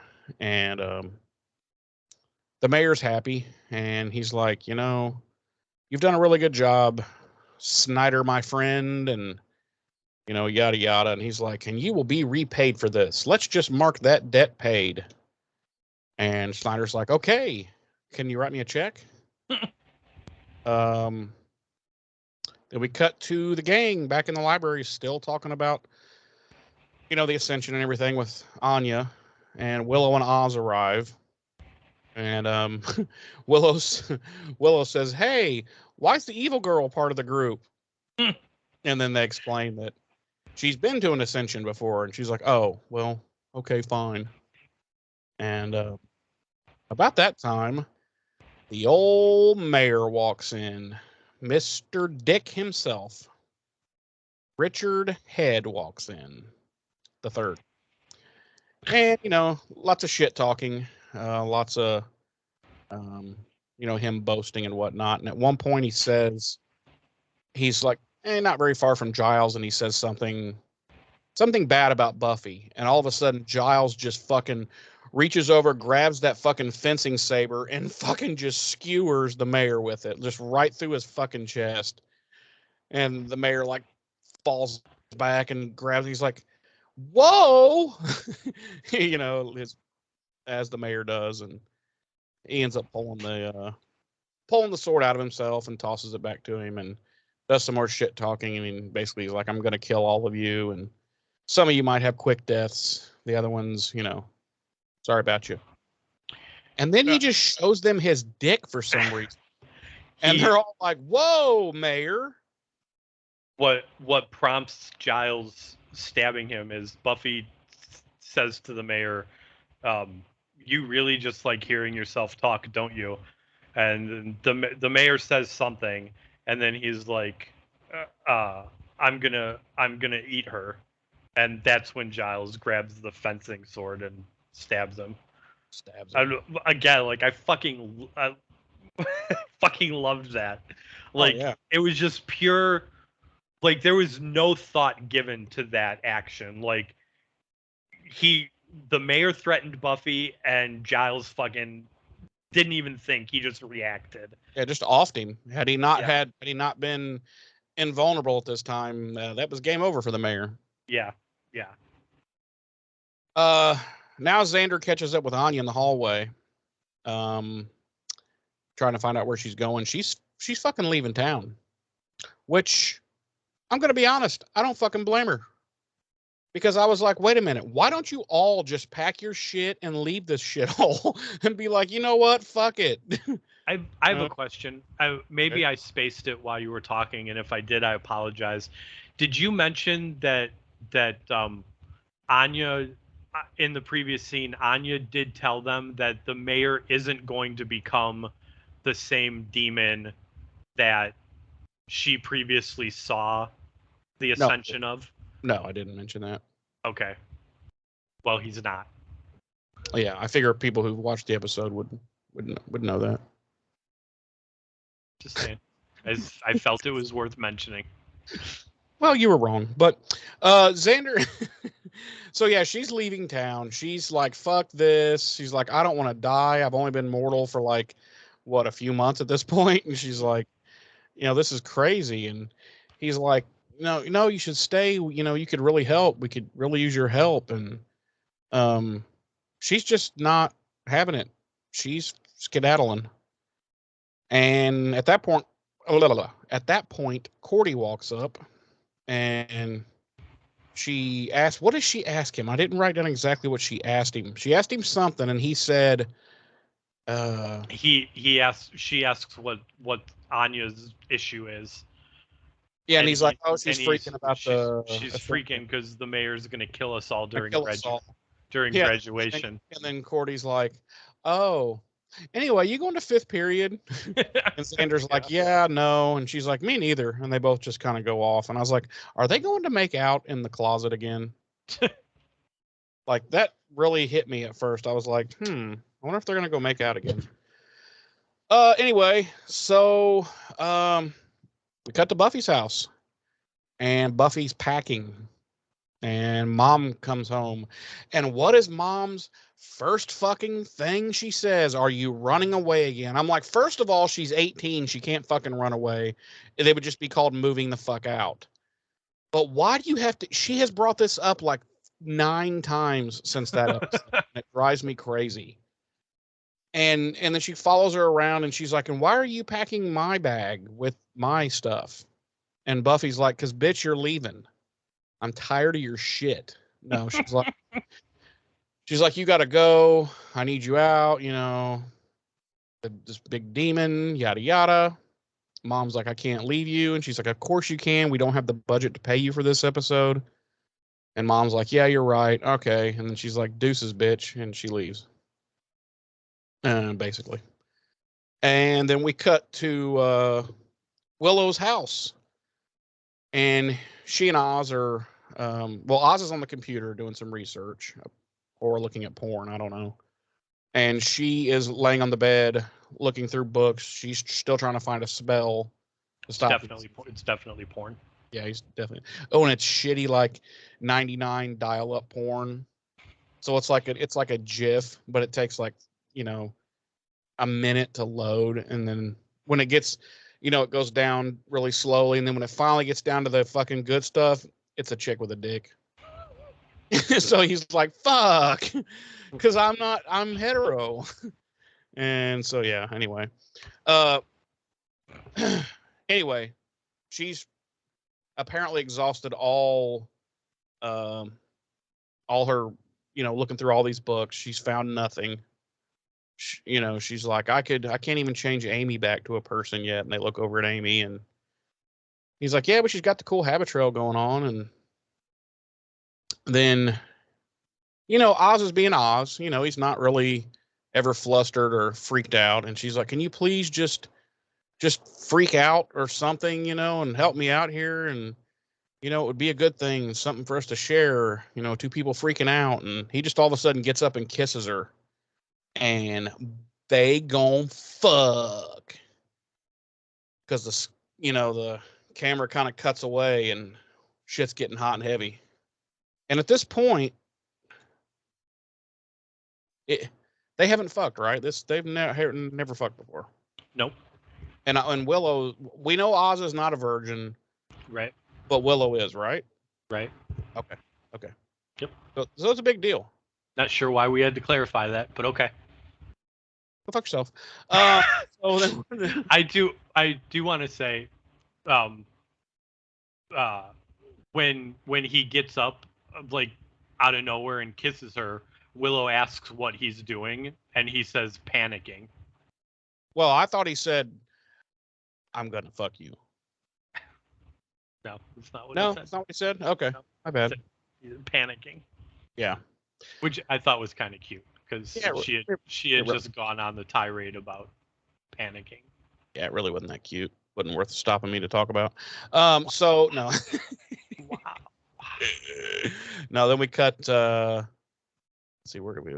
Oh yeah, we cut back to the professor's apartment, and somehow Buffy's just there. It's a crime scene, the whole 9 yards, but Buffy's just there, walking around nonchalantly, going through things, picking, certain things up that she's going to take because they're trying to figure out what the connection is between this professor and the mayor and the Ascension and all that. So she's got some books and some papers and things she's taken.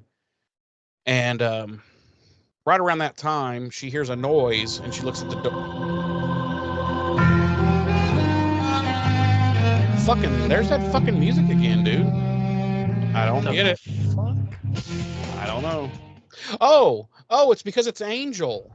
Oh, Angel's there. Yeah, Angel shows up, and it's funny because he like slips and like slams into the wall. He's like, "Ow!" Yeah. I couldn't find. I know. I looked. I couldn't find anything, but I am 100% convinced it was he really slipped, and they ad-libbed the next couple of lines, and Whedon was like, "We're going with it. We're going with it. We're going with it," because it did not look like he intended to like. Yeah, I agree. I looked too because I was like, that had to be. Was that a fucking bloop they left in? But right. I don't know. So, she's like, "What are you doing here, you piece of shit?" He's like, "I came to beat your ass," and he just starts wife beating her, dude. No, they do start kind of going at each other a little bit. He's like, I checked in with Giles and he sent me here, for backup, and she's basically like, "Listen, I don't fucking need a goddamn babysitter." She's like, the prom was great, and then poof, you just fucking vanished, and I haven't seen you since then. And they kind of argue back and forth, and they go to leave, and he's carrying the box for her of the thing she's going to take, and they continue arguing out on the street. And at one point, he calls her, or he doesn't call her directly, but he says about being a brat, and she's like, "Wow, thanks for fucking letting me know how you think of me." No, he does call her a brat. Well, he says you're being bratty. Well, no, she's like, they're having their back and forth, and Buffy says, she's like, "This is my last office romance, I'll tell you that much," which I thought was fucking hysterical. Yeah. And then they're going back and forth, and he like throws the box down in front of her, and he's like, "You want me out of your face? Fine." And he turns to leave, and she's like, "Isn't this even the least bit hard for you?" And he turns around and he's like, "Why? Because I'm not acting like a brat?" And yeah, that's what. And I was like, "Damn!" Right. And then I was like, "Call me a brat again, Daddy." And they're still going at it, and all of a sudden, thump, and Angel's like, "Oh!" And he has a fucking arrow sticking through him, but it's not in the heart because he's not dust. And he falls down, and of course, Buffy grabs him. She's like, "Oh, Angel." And we see in the distance, up on a roof, is little Miss Faith with her trusty bow and a vampire henchman. And he's like, "You didn't get the heart." And she's like, "Wasn't trying." And I was like, "Ooh, why not? Why the fuck not? Why didn't she just kill the motherfucker?" You know what I'm saying? Like, then you got one out of the picture. Anyway, I'll just go with it. We come back. So I don't know if I want to talk about it because we don't know what the mayor's plan was yet. I know what you're gonna say. I'm just like, listen, The yeah, I don't know how to say it either without. Well, we'll talk about it once we get to the part where the mayor's plan is laid out. We'll talk about it then. Yeah, we're not that far off. So yeah. Yeah, we cut back to the library. They're tending to Angel, which I don't understand this whole thing of putting bandages on him and all that. He's a fucking vampire. He's gonna fucking heal. You know? I'm glad you mentioned that. Well, okay, keep going, because I can't say what I want to say without giving away Your penis? No. What's about to come up. Because we find... Just go. Yeah. So they're tending to him, bandaging him up and whatnot, and they discover, or I didn't write down who it was. Who was it that found? Oh, it's Wes, because some of the stuff that Buffy had brought back with her from the professor's house, Wes is looking through, and he discovers that the professor had been to an old volcano eruption in some weird country out in Kauai. Yeah, Kauai. Which is that Hawaii? Oh. Okay. Or is that just made up shit? Anyway, and he had unearthed a massive It's Hawaii. It's Hawaii. I thought so. Because Hawaii is just a bunch of fucking active volcanoes. So he had unearthed this huge carcass, skeleton, whatever, of this big thing that he assumed was a heretofore unfucking discovered dinosaur. And they all know that it was actually this demon. And so they know now, at least, that it can die, can be killed. And now we know why the mayor sent Faith to kill this guy. No, I never meant that yeah. Okay. But you said that the reveal of why never pays off. I didn't mean that we never find out, like, the overall meaning of the whole thing. I just mean, like, what does this fucking professor who discovered a carcass and thought it was a dinosaur, why was it important to off him? Because it's one of those things where if he hadn't had him killed, he would have been better off than having him killed. Because by having him killed, he drew attention to what he was trying to cover up. That's what I mean. And when I say it never paid off, I mean, like, it never went into detail. How did the mayor even know this fucker existed? How did the mayor know what this fucker found? How did the mayor, it doesn't, when I say it doesn't pay off, I mean, I guess what I should have said was it doesn't make any fucking sense, and it's stupid. Because what you just said was a perfect explanation. Like, killing him created the fucking problem. Right. So I don't know. I get, again, like, this is one of those things where I never questioned why the mayor knew that this guy existed, because I kind of just presumed that, like, of course, like, if the mayor's trying to ascend into this demon, then yeah, he's, especially since we know the mayor's well over 100 years old, he's probably keeping tabs on anything related to this demon. Yeah, I don't know. It just seems like a stretch to me, but anyway, Angel's like, I'll be okay, blah, blah, blah. He stands up and then he fucking falls down. And all of a sudden he's in pretty bad shape. He's poisoned. And Giles is like sniffing the end of the arrow, and he's like, yeah, it's poisoned and yada yada. Go ahead. How does this poison get into Angel's system? Yeah, because he doesn't have blood pumping through his body. Right. I know. Right. It's another annoying thing that drives me crazy, but and let's not even discuss the fact that how are you going to poison something that's already dead? I mean, come on. But anyway, we'll just go with it. That's what I'm saying. Joss Whedon is not infallible. He does tend to do stupid shit, and he does tend to just make you accept the fact that of things are what they are because he wants them to be that way. Right. With no explanations. Right. So, yeah, Angel's poisoned, and Wes is going to contact the council, since they have every known toxin apparently on the Earth, both regular and mystical. They have it cataloged and the cures. So Wes is going to do that, and so he goes off to do his thing. And we cut back to Willow's house, and her and Oz are in the afterglow of some raunchy sex. Did he wrap it up, James? No, he did not. No, he went in raw dog. He raw dogged Willow. Okay, that's all right. Yeah. Well, the question is, did he pull out? Did he?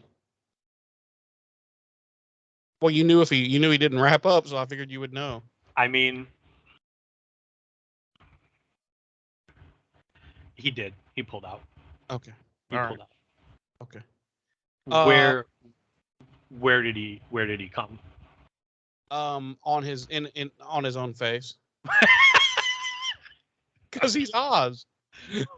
So he didn't want to mess her up. He didn't want to get her dirty. He worships Willow. He's not gonna. He wouldn't do something that degrades her like that. Oh no. So he just shot his own face. Okay. I'm on board with that. He bukkakied himself. And then the phone rings and she grabs it. We don't hear the other end, but she's like, "Oh shit, we gotta go." And so they get up to go forth into the night. We cut back to the mayor's office, and Faith is all hyped up, talking about what she did to Angel and how she did it and everything. And he's like, "Sweet, good job." He's carrying around the box of Gavrock from. Well, so this is where we find out what the mayor's plan was. Why she didn't just kill Angel. Right. Because by poisoning him, he's now distracted Buffy from, the Ascension. Okay. Presumably. But tell me this. Plan A, poison Angel and distract Buffy. Or plan B, kill Angel and then Angel's out of picture. And no. Which is a better plan? Plan A, distract Buffy, because plan B, in which Angel is dead, Buffy is now like her sole focus is fucking up their world. Unless she's completely destroyed by it. No. That's not Buffy. Nothing we have seen of Buffy in 3 seasons now says to me that if Angel had turned to dust in front of her right there, her initial response would be to go fucking cry in her bed and just let the world go to hell. No, she would lead a full-on assault against the mayor and Faith. Okay. I still say you're better off fucking killing him. That's one less in the fucking game. This is why you're not a strategist. I'm going to take a pawn off the board any fucking chance I get. So, just saying. So yeah, he's carrying around the box of Gavrock, and he's like, "Listen, go home and get some rest." He's like, "Because I have to eat several of the inhabitants of this box." And she's like, "Okay." And he's like, "Yeah, you don't want to see this." And she's like, "But I can't go to bed because I'm all amped up." And he's like, "Well, go rub one out and then go to bed." She's Here's how dumb Faith is. At first, he doesn't say he has to eat several of them at first. He says he has to ingest them. And she doesn't fucking know what ingest means. I think she thinks it meant like fuck them. Oh, maybe. Because she looks at him like, "Oh," and then he's like, "Eat them," and she's like, "Oh." See, the first look, I didn't get an ew look. I got a confused look, like I don't know what the fuck that means look. Oh, okay. Maybe you're probably right. I got to look like, "Oh, what are you gonna do to one of those?" But anyway. She's from Boston, so she's From probably Boston. she's not that bright anyway. Fucking bad. Whoa. Leaving that one alone. I'm kidding. I'm kidding. One of the best lawyers I know is from the Boston area. So and she's very smart. I'm just kidding. Except in this case, Faith is very, very dumb, but not because she's from Boston. Okay, you done? Because she's yes, I'm done. Are you done? Okay. We're in the science lab now. Are you wearing a DHL shirt? I am. No one even knows what the fuck DHL is anymore. What do you mean? That's where my roomie works. Really? Yeah, she makes good money too. Wow. What do you mean? They're the largest shipper in Europe. In Europe. And they have a presence here too. How big? Pretty large. Really? I haven't seen it. They don't do a lot of consumer based shipping and receiving. It's a lot of like the place she works. It's a lot of she works for the Sealy. They have contracts with Sealy. They do mattresses and box springs and all that. They do a lot of direct work with manufacturers and whatnot. Oh, okay. I was gonna say couldn't tell you the last time I saw a DHL truck out there. Are you done? No, I'm not. No, let's talk about what's happening on the computer monitor behind you. What's going on back there on those monitors? Those would be screensavers. Okay, what are they? Are they Star Trek? No, they're just those are what is that called? It's like a generic 1950s sci-fi, like you see the generic screens in the sci-fi movie. That's all it is. Okay, so kind of Star Trek. Yeah, kind of. I mean, it's sci-fi. So it's like Star Trek, except not at all. Okay, and is that a Super Nintendo and a original Xbox and an NES on the shelf above? That is retro video. PlayStation 4 at the very end. Is that PS4 at the very end? Yeah. Let me turn around here. There's also a Sega Genesis, which you can't see. Oh, okay. Xbox Series S. Oh, okay. And then over there next to my television would be a PS4. Oh, okay. Now, could turn around again real quick. Real quick. I want to draw attention to.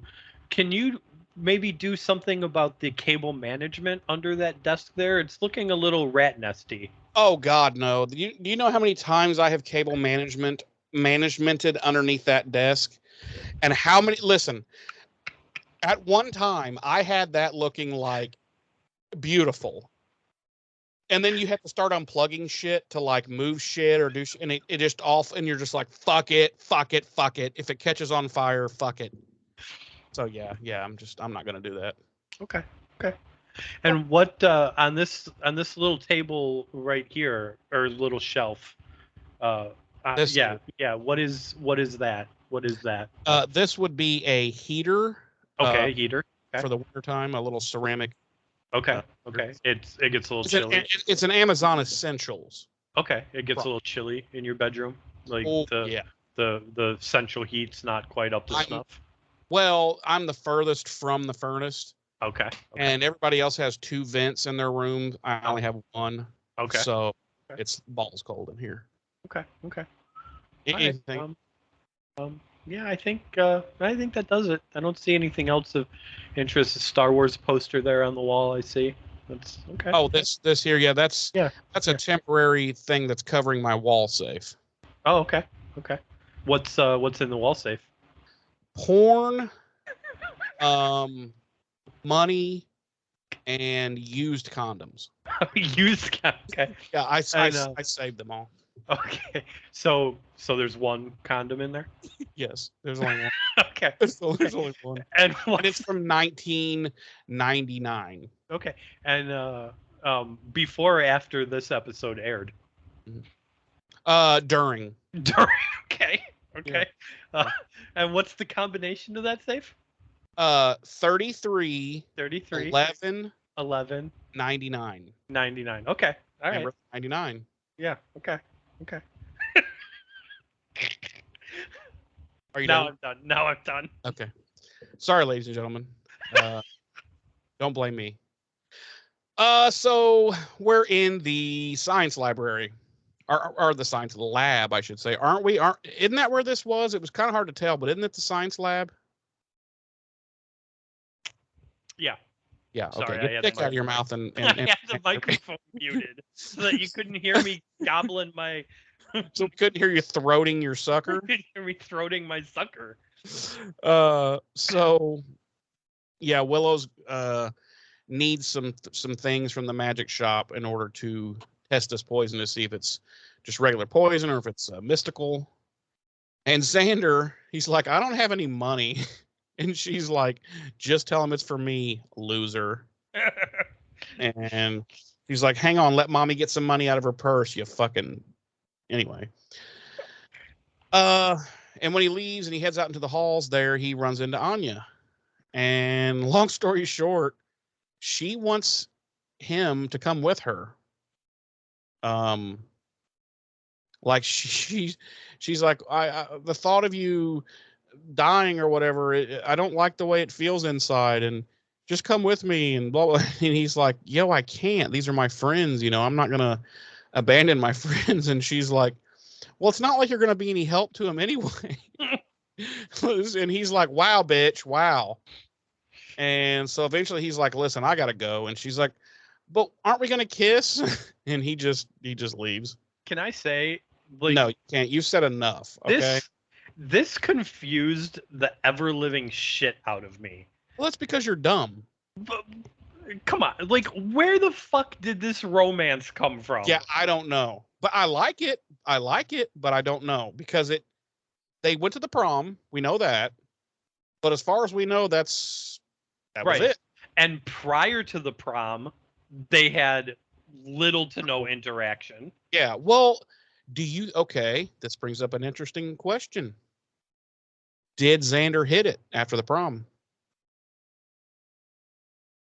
He must have. You said they boned. Because I said they did. It was Xander. Right. So that gave her the feels. Is the Xander dick that good? That's the only reason he didn't keep Cordelia, because he never slipped her the fucking Zan wand. Wand. So you don't think Cordy and Xander went to bone? I thought that was established, like literally said, in like around the time they broke up, that they had never. I don't recall that. I'm almost positive. Maybe the episode after she gets impaled, I'm almost positive that it said that no, they never. Okay. And I'm like, dude, you fucked up, Xand. Oh, that's right, because when Faith that's right, he's a virgin when Faith rapes him. She takes his V card, yeah. Right, that's right. Mm-hmm. Yes, when Faith rapes Xander, yes. Yep. Which, let's be honest, he deserved. Oh, wow. I'm just saying. It's fucking Xander. Right. You see. We cut back to the mansion. Buffy's watching over Angel, who's now like in a state of delirium. He's all sweaty, and that wound is like got all these like fucking red tendrils and shit coming off of it. He doesn't look well. Which, again, how is this toxin moving through his veins? Right. And how's he sweating? Why is he breathing heavily? Yeah. So Wes comes in. She hears him, so she goes out there to find out, what we going to do to save me lover.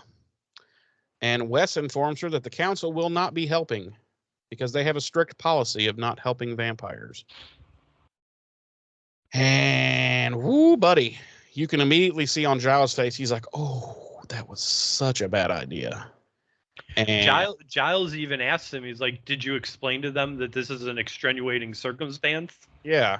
And Wes, to his credit, he says, I did, and I tried to I tried to convince them, but they're not going to do it. Right. And fucking Buffy is like, that's it. She's done. She's done with the fucking council. She's done with him. She's just like, it's over. I'm done. I'm not taking orders from you or them ever again. She So, says you and the council can get fucked. Yeah. And Wes is like, wow, now I don't have a job. My only job in life has ever been to be a watcher. Now I have to work at Dairy And Queen. he pulls out a 45 and puts it in his mouth and blows his fucking brains out. Except it's Wes, so the gun jams. And everybody's like, oh. And then he's like, oh, fuck. And he's fiddle fucking with it. And Buffy comes up, fixes it for him. Then he puts it in his mouth and shoots himself. Right. She's like, you didn't turn the safety off, you fucker. Like, you're such a little bitch. And no, but she's fucking done, dude. Yeah, she's done. She quits the council. Yep. And yeah. And Wes looks at Giles and he's like, Giles, say something. And he's like, Giles, you best get your bitch in line. Hey, yeah. And he actually does go over and show Buffy his pimp hand. He's like, yeah. And she's like, I'm not scared. And he's like, see, Wes, you're on your own. Right. No, Wes is like, he's just like, bye, Wes, Yeah. get the fuck out. Yeah, Giles like, I don't have anything to say. Yeah, he's like, I don't have anything to say. You fools done fired me a long time ago. You on your own now. So we cut to, this is a science lab again, right? Yeah. That's what I thought. It was hard to tell in certain scenes. Anyway, let's see. They have Willow has done her witchiness to this and has discovered that it is in fact a mystical poison, and it is in fact called the Killer of the Dead. Which I'm like, get the fuck out of here. And apparently, there's only been a couple that have survived this poisoning. Apparently it's specifically made for vampires. It's apparently very painful and very horrific, and it's gonna kill him. And then Oz is looking through some shit, and he's like, "Whoa, got it." And he and Willow are looking at it, and Buffy's like, "Okay, what?" And he's like, "Well, to totally cure him, he has to drink the blood of a slayer." And I'm like, "Well, problem solved. Cut your wrist, throw some in a shot glass, give it to him. Let's fucking move on with our lives." No, he has to apparently drink several pints of the Slayer's blood. The way it's presented in the book is that he has to drain the Slayer of her blood, which is clearly not true because yeah. And Buffy's like, okay, you know what? He needs to feed from a Slayer. I'll fucking bring him one. And I'm like, ooh, she gonna get faith. Oh, and so yeah. Then we cut to this little interstitial scene of Oz and Willow at the computer hacking, and they're trying to find Faith's address because that's what Buffy wants them to find so she can go get her. And Oz is like, yeah, cross-reference it with, I don't know what he says, some fucking horse shit. And I'm like, oh yeah, is that how they worked in 99? Yeah, I don't think so. But anyway, Willow has a funny line where she's like, do you want to drive? And he's like, oh, sorry. And then we cut to, it's kind of like montagey scenes. We cut to Buffy kind of getting geared up, getting her shit together. And Xander's there, and he's like, he's worried. He doesn't want her to do it. He doesn't want to lose her. And she's like, I'm not going to be hurt. And he's like, well, that's not what I mean. And I was like, well, then what do you mean? I don't understand these vague terms. No. He doesn't want to become a killer like Faith. Exactly. See, you are smart. Good job. I is smarts. I does the maths. Then we do have a montage. First it's a Buffy kind of getting ready and whatever, and then one's a Faith like doing karate on a fucking heavy bag, and then it's Angel, you know, in his delirium and whatnot, and then at the very end of that little montage, it's Willow saying, "Got it." So she's got the address. And next we cut to Faith's apartment. We hear some rock and roll music playing. Faith's just kind of bumping around, hanging, chilling, lays on her bed, reading a book, having a Twizzler. And what happens, James? First off, do we know if that's a Twizzler or a Red Vine? It's Twizzler. You sure? I actually texted Eliza Dushku and I asked her, is that a Red Vine or a Twizzler? And she's like, dude, Red Vines are fucking nasty. Well, that's why I think it was a Red Vine, because Faith is evil. So No. If okay, you're right. Your train of thought's right, but it would have been black licorice. Because she's for the being evil thing. Right. Yeah. Right. Because only an evil, twisted, demonic person would eat black licorice. Interesting. Let me guess, you like black licorice. No, I hate black licorice. See, there you go. My father loved black licorice. Oh, my bad. But I 100%. Actually never. I don't think I've ever. Oh wait, no, I take that back. My mom likes black licorice. See? Ooh. Yeah. I was gonna say I don't think I've ever met anyone that did, but I believe my mom. I know she likes black jelly beans. That's the same thing, right? Black licorice. Yeah, I mean they're anise flavored. Yeah, and ants flavored. Oh my god. Yeah, my dad liked black jelly beans too, and the black jujubes. Yeah. I never understood the black licorice thing, man. No, it's disgusting. I tried it so many things are times throughout my disgusting. life, and I'm like, yep, it's still gross. Yeah, black licorice is disgusting. The black jujubes, the black jelly beans, anything anise flavored for the most part is. I don't like. I'll be honest. I don't like any jelly beans. Really? Yeah, I just don't like that mushy shit in the middle. It's like dried out jelly. Mm-hmm. Yeah, not my thing. Makes sense why you would like it though. You're pretty dried out on the inside.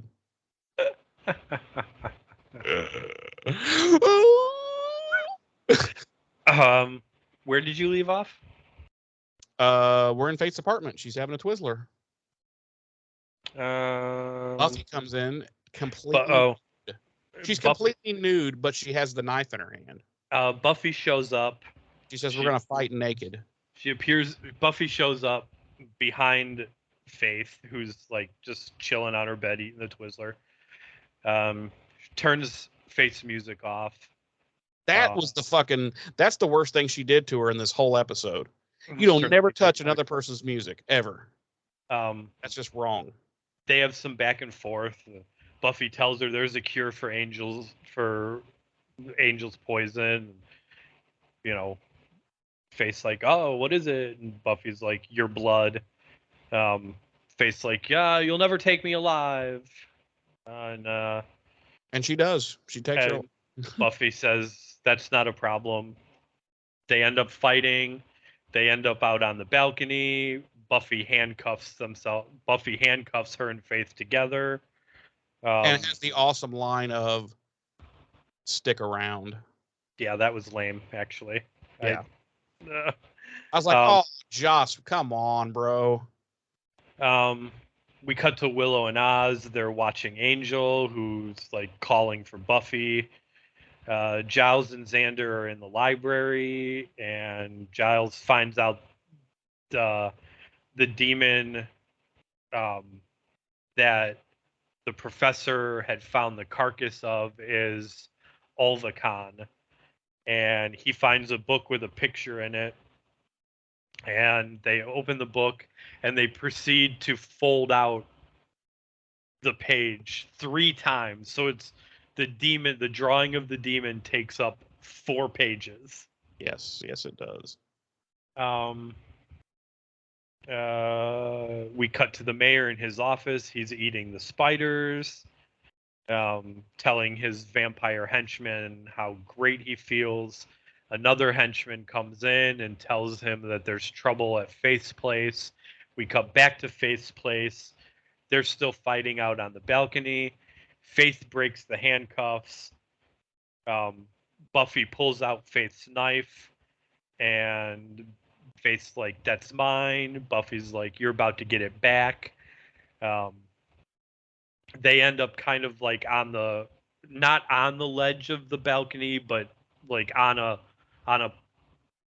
platform that's like right below the ledge of the balcony, and Buffy murders Faith.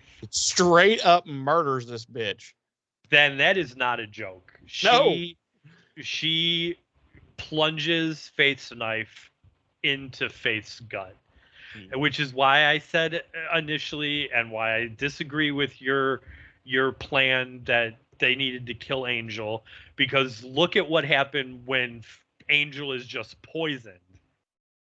Yeah. Like, I feel like killing Angel, like, there wouldn't have been a part 2 to this episode.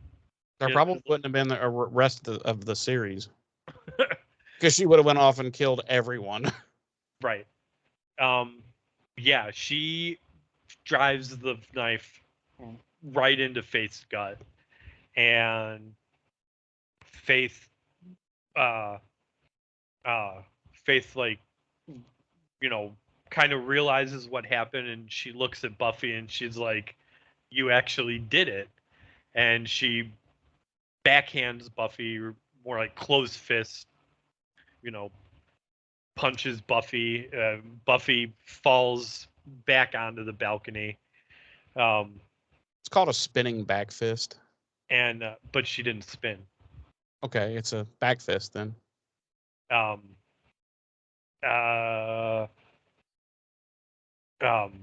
Then she tells Buffy that it's still not going to save Angel, and she gets up onto the ledge of the balcony and yeets herself off and crashes into the back of a moving truck that's driving by.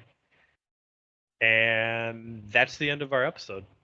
Well, you missed a scene that it's just very brief, but I thought it was fucking awesome. What? It's during their fight, we cut to a scene of the mayor in his office, and he's eating these spiders that he was supposed to eat, and they're clearly made of black licorice.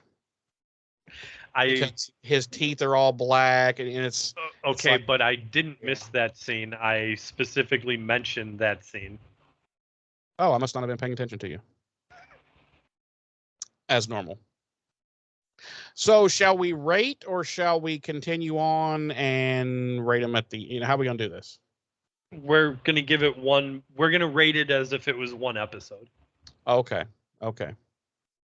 Well, so then we cut to, or I'm sorry, we open our next episode, Graduation Day Part 2, and Buffy's now looking over the balcony, kind of in a state of shock that Faith kind of fucked that up. That Faith yeeted herself off the balcony.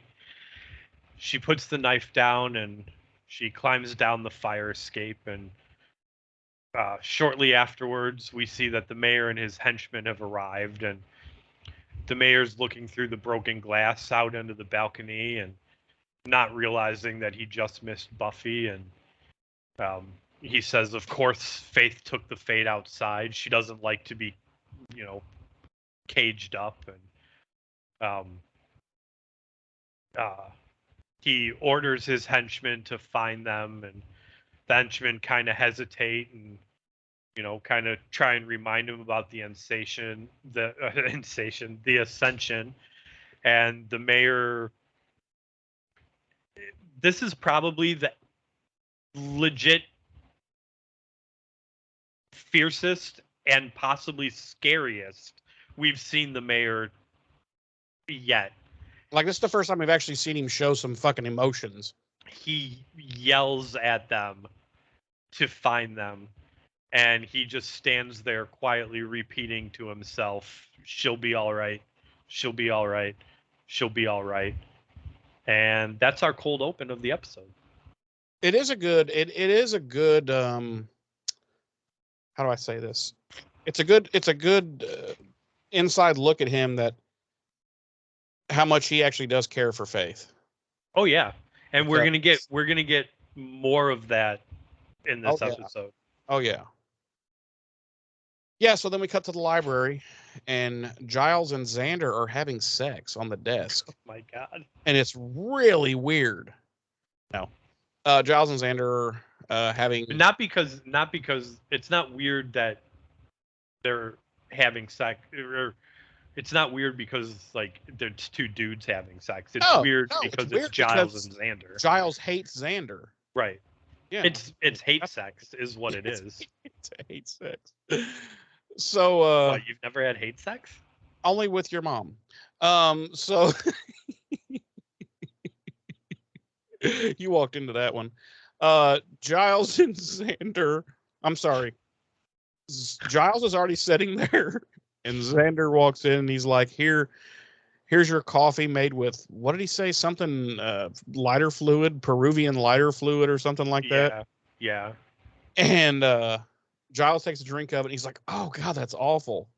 And I just thought it was funny, because, and then Xander's like, well, shouldn't you be drinking tea? And he's like, well, I want to be on edge right now, and tea is soothing. And Yeah. okay, you're ruining a perfectly good cultural stereotype here. So Cordy comes in at that point, and she's pitching a bitch because she just talked to Wes, and he's leaving town, and yada yada, and she thinks she's in love with Wes, and so yeah, she's pissed, and they're just like, look, bitch, we're trying to fucking research here and possibly stop this ascension. Why don't you pitch in and fucking help? And to Cordy's however you want to say it, to her credit, she helps. She actually does help.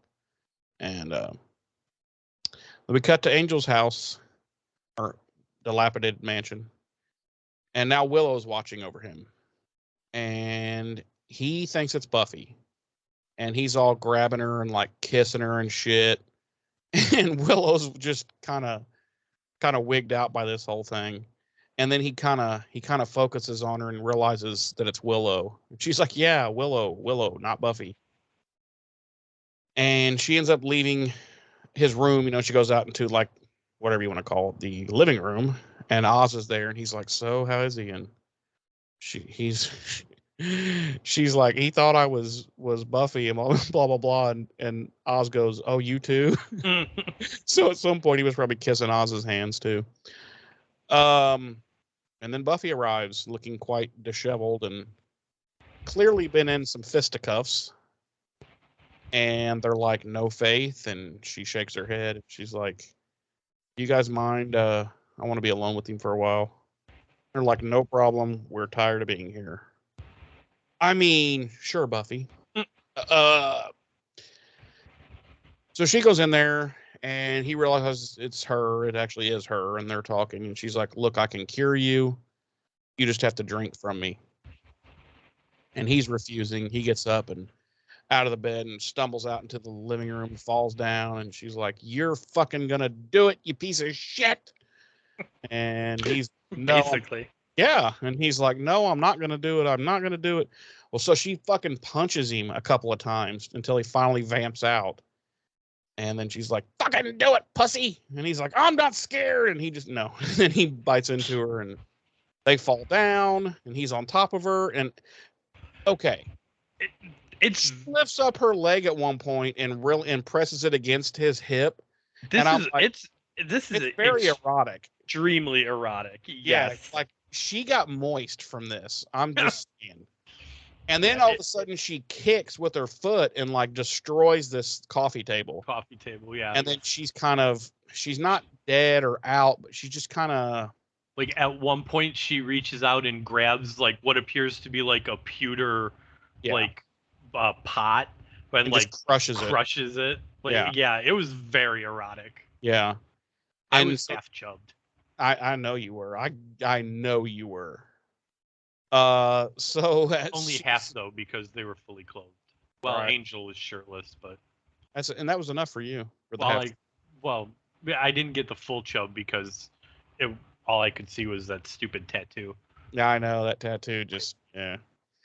So she just kind of goes, and her eyes open really wide, and then we cut immediately to a scene of him rushing into a hospital, carrying her to an ER doctor, and he's like, she's been bitten by something, she needs a transfusion, and I'm thinking, what the fuck on this planet that's going to bite somebody and leave a couple of puncture wounds is going to require a blood transfusion. But the doctor goes along with it.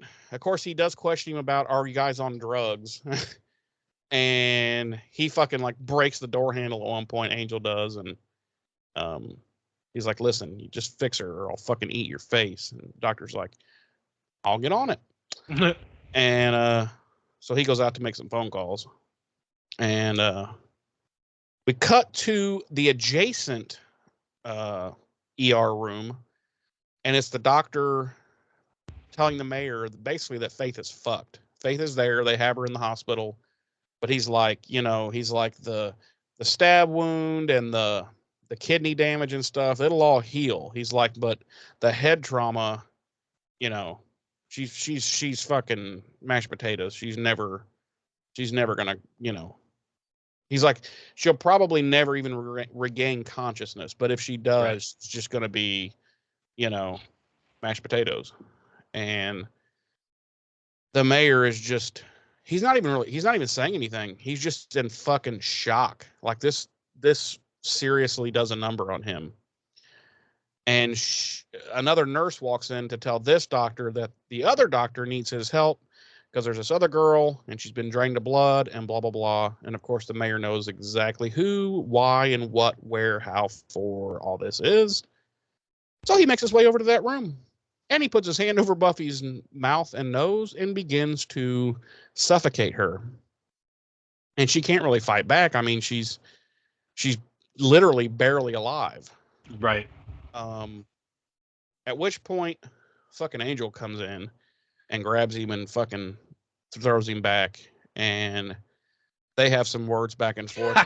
I laughed, even though this isn't a funny scene. I laughed because when Angel grabs Mayor Wilkins and pulls him off Buffy, did you hear what he says to him? He says, "Don't do that." Don't do that. Don't do that. Like, just what? Mean. Don't be mean to her. So this is when the mayor like really fucking unloads with some emotions. Dude, this scene. If you have his lines right there, give them to us. Give me. Hold on. I've got them some here. I jot them down like kind of separate from the main notes, if that makes sense. It doesn't make sense. That's the stupidest thing I've ever heard in my life. Shut up. You do it how you want to do it. I'll do it how I want to do it. Okay. Well, I want to do it like they do on the Discovery Channel. Because we're nothing but animals. Exactly. No, but he just erupts with emotion. Like he wants to off Buffy right here, right now. Yeah. Because he's like, you and your little whore, look what she did to my faith. And yet, I mean, he's pretty fucking devastated. Okay, here we go. Go ahead. So yeah, Angel, like I said, I got a kick out of this. He grabs him and he says, "Don't do that," which I just thought was hysterical because like that's the best you can come up with. And the mayor's like, "Get your hands off me!" So then the mayor like he stumbles back, but then he gets right back in fucking Angel's face. Yeah. And he's like, this is what he says. I'll do that and worse. To your murderous little, or no, I'll do that and worse. and then he like looks at Buffy and he's like, "Murderous little fiend, did you see what she did to my faith?" And then Angel says, "Hadn't any plans to weep over that one." And then the mayor says, "Well, I'd get set for some weeping if I were you. I'd get set for a world of pain. Misery loves company, young man, and I'm looking to share that with you and your whore." At which point, Angel yeets him literally across the room, like through some tables and shit. Of course, it doesn't hurt the mayor because he's invulnerable. Right. But he gets up and he's like, he has a few parting shots and then he leaves. Yeah. Which I forgot to mention in the scene where we see Faith in the hospital bed. She is fucked up. She's fucked up. Like we saw Buffy after the fight. She's got a couple of little marks on her face. Fucking Faith looks like Buffy took a hammer to her face and her head. Yeah. Like she was not fucking around with Faith. Like she beat the brakes off this girl. Yeah. Like you see her laying there in that bed, dude, and it's I feel so bad. I'm like, because I love Eliza Dushku, and I just want to be like hug her, like no, like it. Yeah, she did a number on her. Yeah. So the gang arrives. They're at the hospital, and of course they're instantly shitty to Angel. This fucking irritated me so much. I know. They're all and none of them are like nobody takes up for him. Of course, he explains what happened, and Xander's like, "Well, it's nice to know that when the chips are down, you'll eat the woman you love to save your own hide." And I'm like, "Look, you little fucking turd. That's not how it happened." Right. She I don't know. It just is. Right. I hate Xander so much, but everybody else just kind of goes along with it. They're like, yeah. And then Giles is like, "Yeah, you better leave, Angel." And he's like, I don't want to. And he's like, "It's going to be sunny soon. So get the fuck out of here." Like even Willow's like, "Well, she was fine when she left to find Faith." Right. Like heavily insinuating that Angel did something to her. I know. I hated this scene. I was like, "Oh, you bunch of fucking." Or no, I'm sorry. She said she was fine after she went to find Faith. Right. After we saw, in other words, when we saw her last. Right. And then Oz is like, "Well, you seem to be doing okay." Yeah. Well, I was like, dude, Oz, even you too? Like, come on. All right. He's usually the voice of reason that says, "Hey, let's not all get crazy here." But no, he goes along with the stupidity. None of them. Not even Giles even gives Angel the smallest time to try and explain what the fuck happened. Right. And they all know fucking Buffy well enough to know that she was not going to take no for an answer. Right. And that she, you know what I'm saying? So it's like, listen, she's a grown up. Anyway, we'll leave it alone. But then we got to this weird sequence where Buffy is all fine and dandy, and she's walking around in Faith's apartment, which is all packed up now, like ready to move out. And then Faith joins her. So then we're like, oh, this is some kind of dream, vision, whatever you want to call it. And Faith is just kind of cool. And she's just like, look, did what you had to do.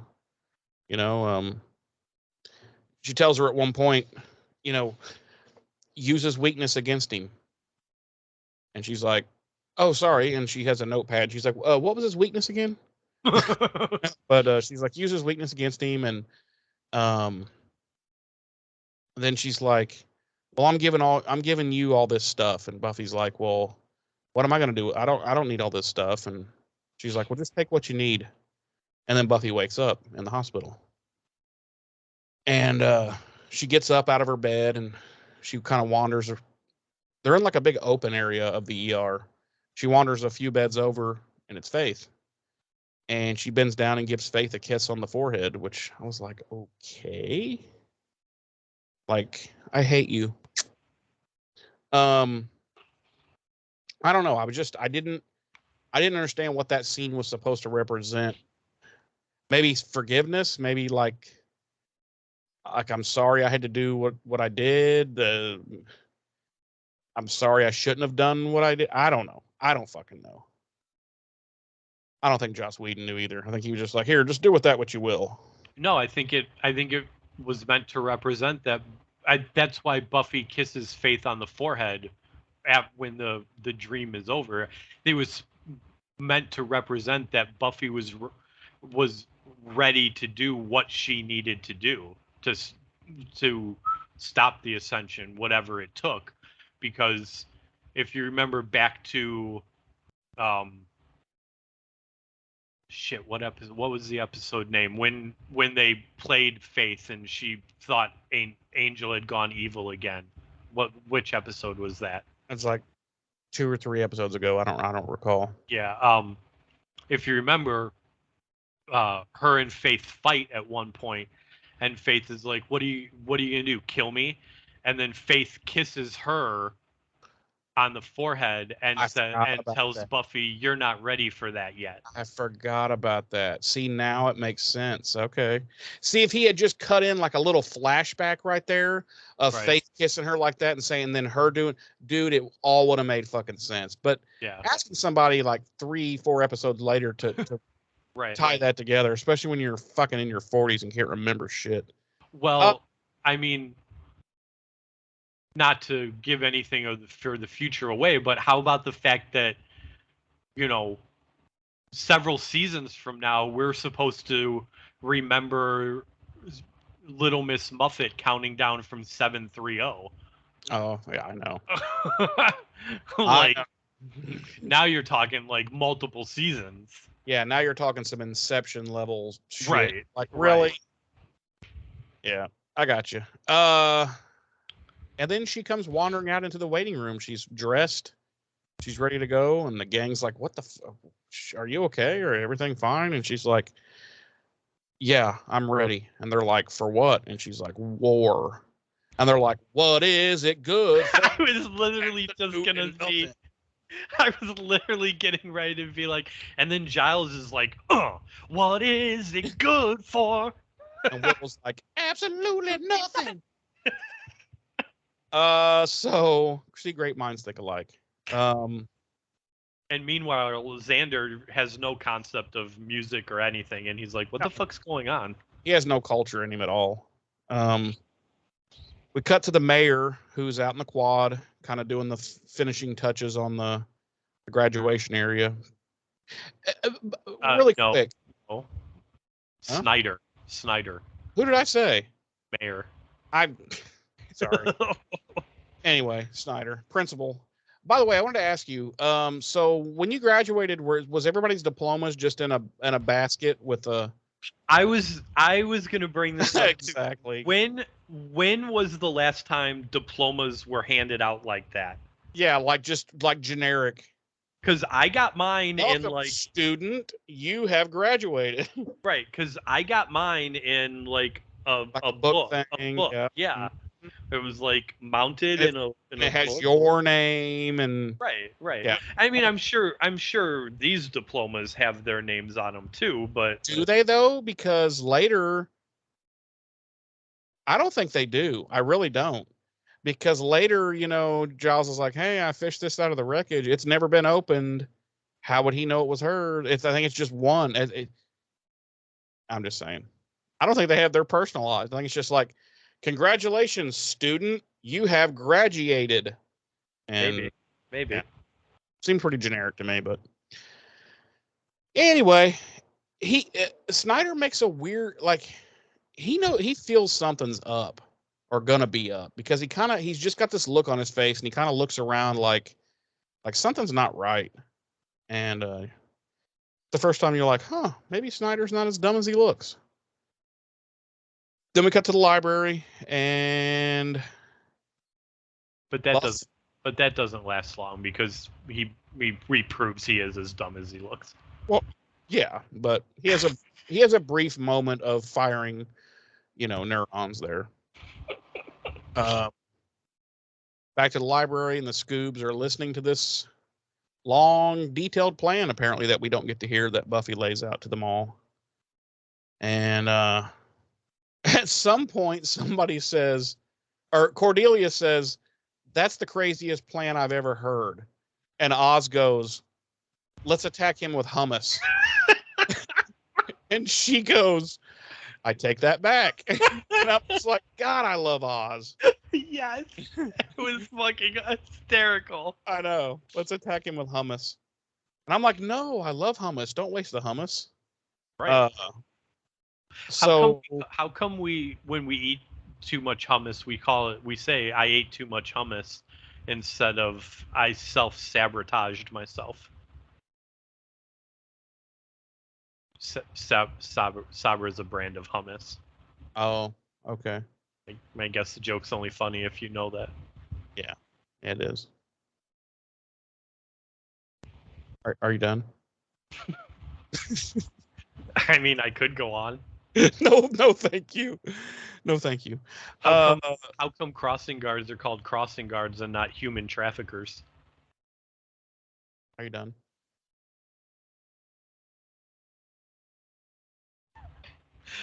How come chargers for Apple devices aren't called Apple Juice? Are you done? So Angel pops up at some point and says it's Faith. Faith is his weak link. And at that point, who comes walking in but Wes? Wait, who did you say points out that Faith is is the mayor's weak link? Angel. Okay, I thought you said Buffy. I was like, that's not right. No, you're always looking to try to correct me. See, instead of listening to me, you're always trying to correct me. I'm sorry, So what? Do me a favor and shut the fuck up. So At least I listened to you. that's true. That is. I can't deny what you're saying there. The mayor. No, here's the thing. When you take over and you start doing your scenes, we have just lost connection with James. Oh, can you still hear me? I can still hear you. There you are. Okay. All right, beautiful.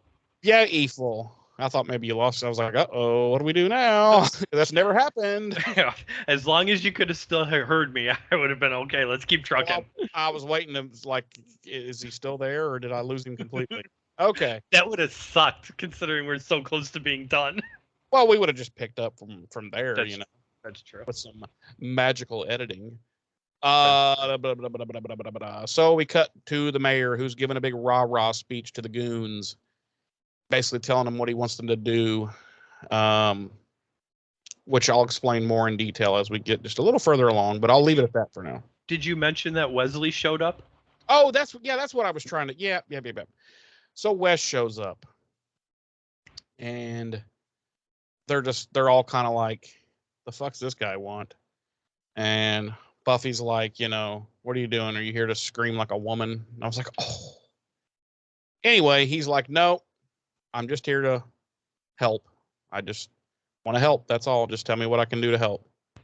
And Buffy's got a little bit of respect for that. And she's like, okay, that's a start, And then we cut to the mayor scene where he's kind of giving the rah-rah speech to his goons and telling them what's going to be happening and what he wants them to do.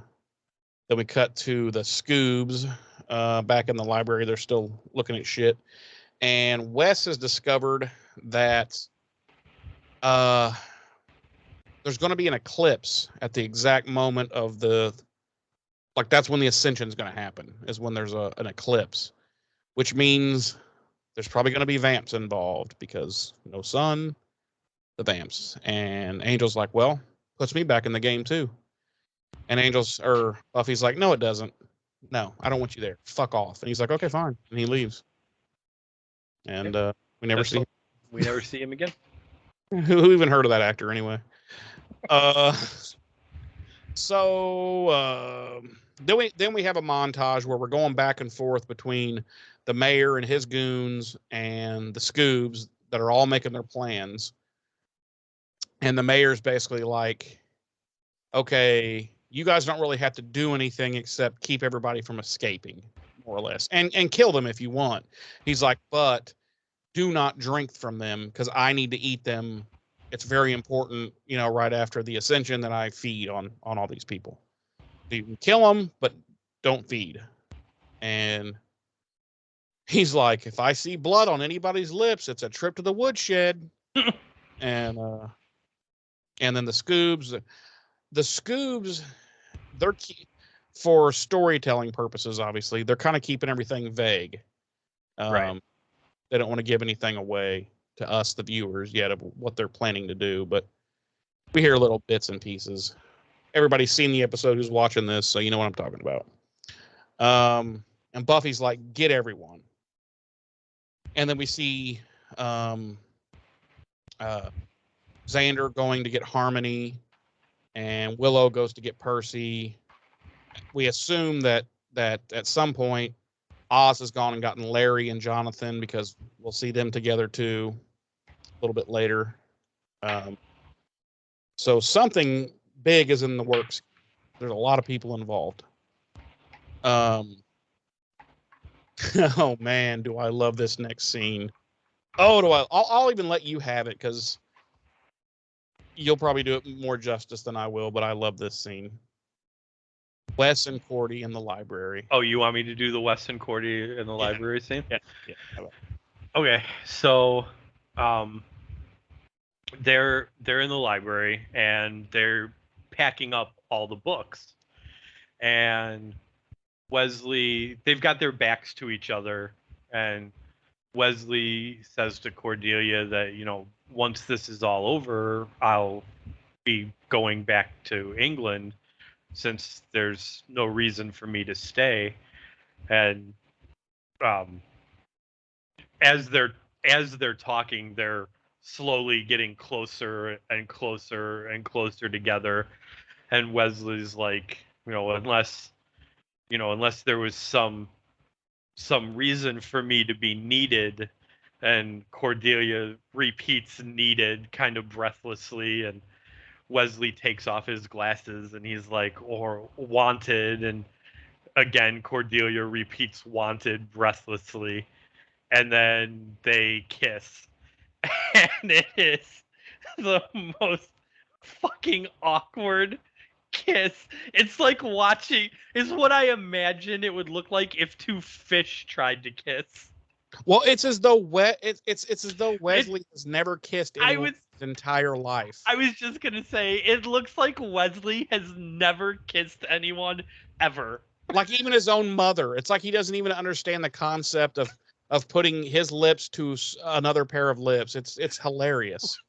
His mouth is like on her fucking chin, her nose, and so like at one point, like they realize that like it's not like this is not. Well, they stop and then they try again. That's what I'm saying. Like at one point they're like realize that this isn't going well, and they stop, and then they go back at it again. And they stop again, and Cordelia literally does this. She's like, yeah, because it's all up on her face. He fucking slobbered all over her nose. Yeah. And then he's like,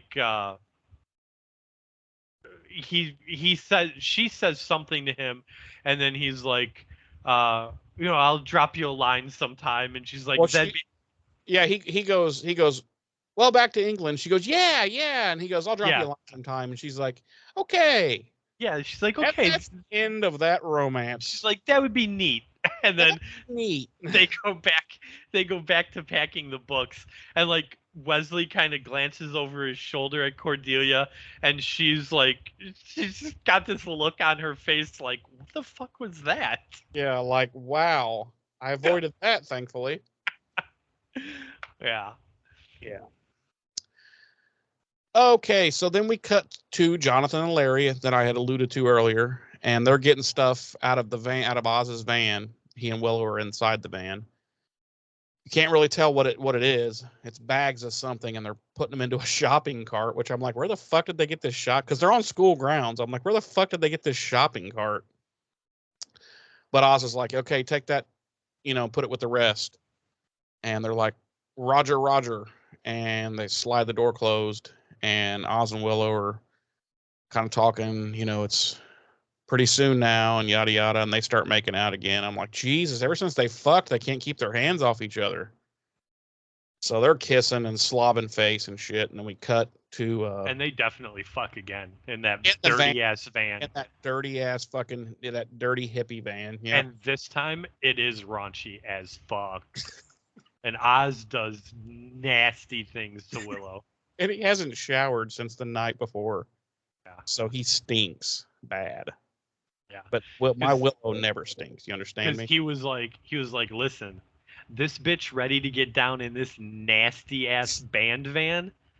I'm gonna do some shit to her.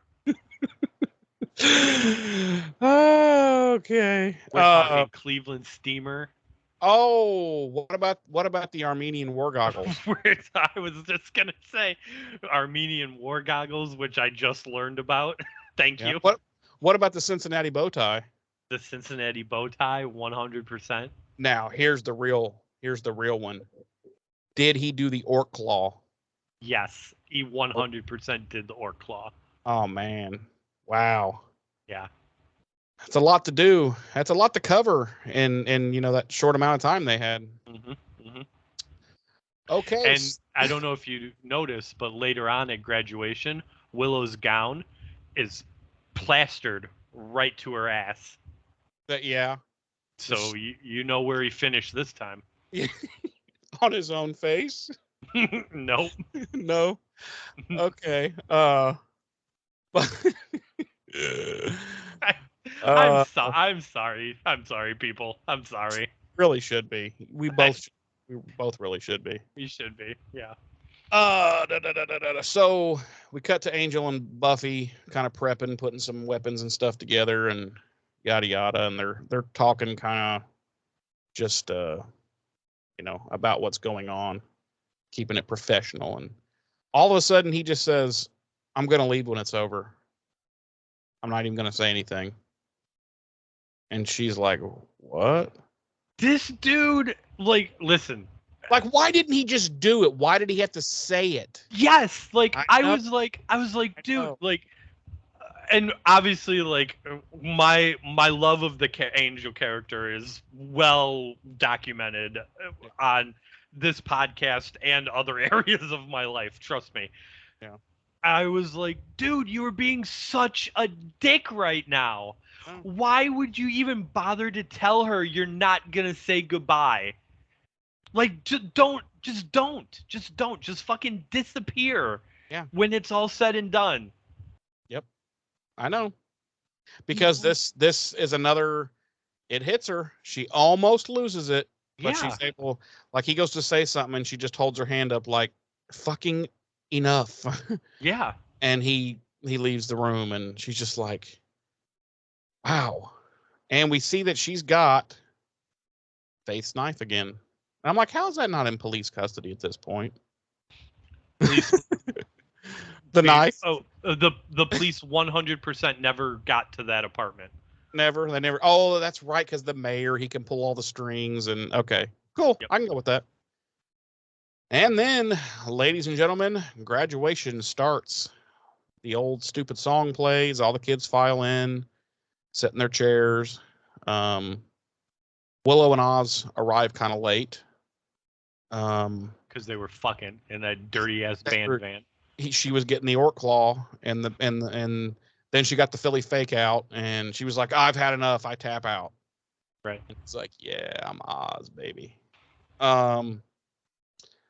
So Snyder's being hilarious. He's like, I wrote his shit down. Do you want me to read it? Yes, I do. Yes, I do. I was going to say one of the things he did, but at one point he looks at somebody and he's like, "I saw that gesture. See me after graduation." So he's giving his little commencement. He says, "Congratulations to the class of 1999. You've all proved more or less adequate. This is a time of celebration, so sit still and be quiet. Spit out that gum. Please welcome our distinguished guest speaker, Sunnydale's own Mayor Richard Wilkins III. I saw that gesture. You see me after graduation." Yeah. Oh, I love that guy. I love the actor, and I quite frankly love this character. And at one point, okay, so then the mayor comes up, and he starts giving his commencement speech, and Buffy goes, she's in the crowd there with Willow, and she's like, oh my God, he's going to do the whole speech. How he is fucking evil. Right. And well, Because he's got a thick stack right. of fucking 3x5s. When she's like, "Oh my God, he's gonna do the whole speech," Willow goes, "Man, just ascend already," Right. and then Buffy's like, he is evil." He is evil, yeah. And he gets a little ways into it, and we see it start getting dark because the eclipse, which by the way happens really fast when if it's a pretty fucking slow thing, but here it happens almost instantaneously. And he starts, and he's like, oh, I had a lot on civic pride to do here, but screw it, let's jump to the end. And he all the CGI is horrible, but we're gonna overlook that because it's a TV show, we're gonna overlook it. But he starts convulsing and fucking his head's protruding different ways, and his body and his suit starts tearing off, and then all of a sudden, Alakazam, he's a giant snake, basically. Giant snake with big, huge, gnarly looking like dragon teeth.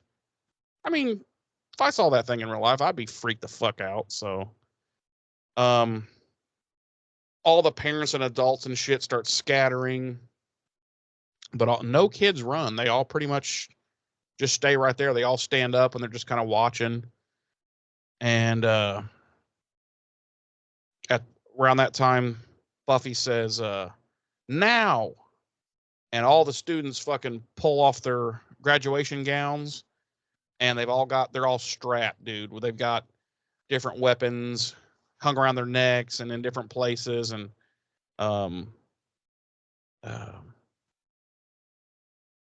Xander basically takes over. He's the key guy, which he had talked about earlier from his military stuff from the Halloween episode. He remembers a lot of it. And so he's like fire team. And there's Larry and another guy that's got these huge fucking, which I don't know where they got them, but basically fucking flamethrowers. And they start shooting fire at the mayor demon. And then there's fucking people chucking like fucking, it looked like rocks and shit and spears and fucking, they're just throwing everything at this fucker. And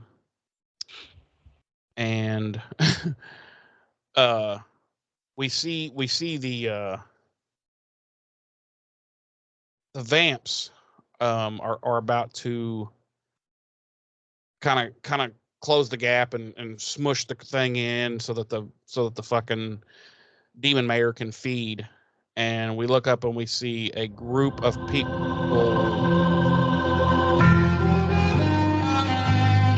I don't know what's happening. I think it might be coming from my attic, dude. Oh, it's Angel. Oh, Angel. Angel's here. Angel and Wes and some more people are here to fuck up these vamps, which they immediately start doing. And I don't, you told me I was wrong last time. So am I right this time? Was there or was there not more of David Boreanaz doing his own actual stunts in this? I was going to bring that up. There are so many clear shots of his stunt double. I know, like there are a lot of the wider shots were clearly his stunt double, but it seemed like a lot more of the close-up stuff. See, I was going to say the exact opposite. Mm-hmm. I really was. I don't know. I mean, we could just be seeing it differently. I don't want to say that you're wrong. Right. It happens a lot less in the Angel series.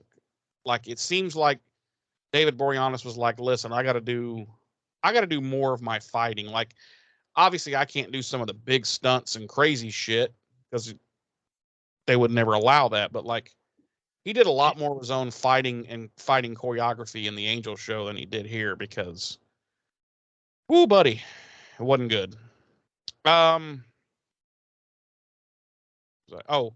So Snyder is having a shit fit because he's like, yo, this is my school. This is unorderly. This is unacceptable. He's like, you're on my turf, buddy. And then what happens? The demon eats fucking Snyder. Snyder is now deadified, which sad. He's gone the way of Principal Flutie before him. Yes.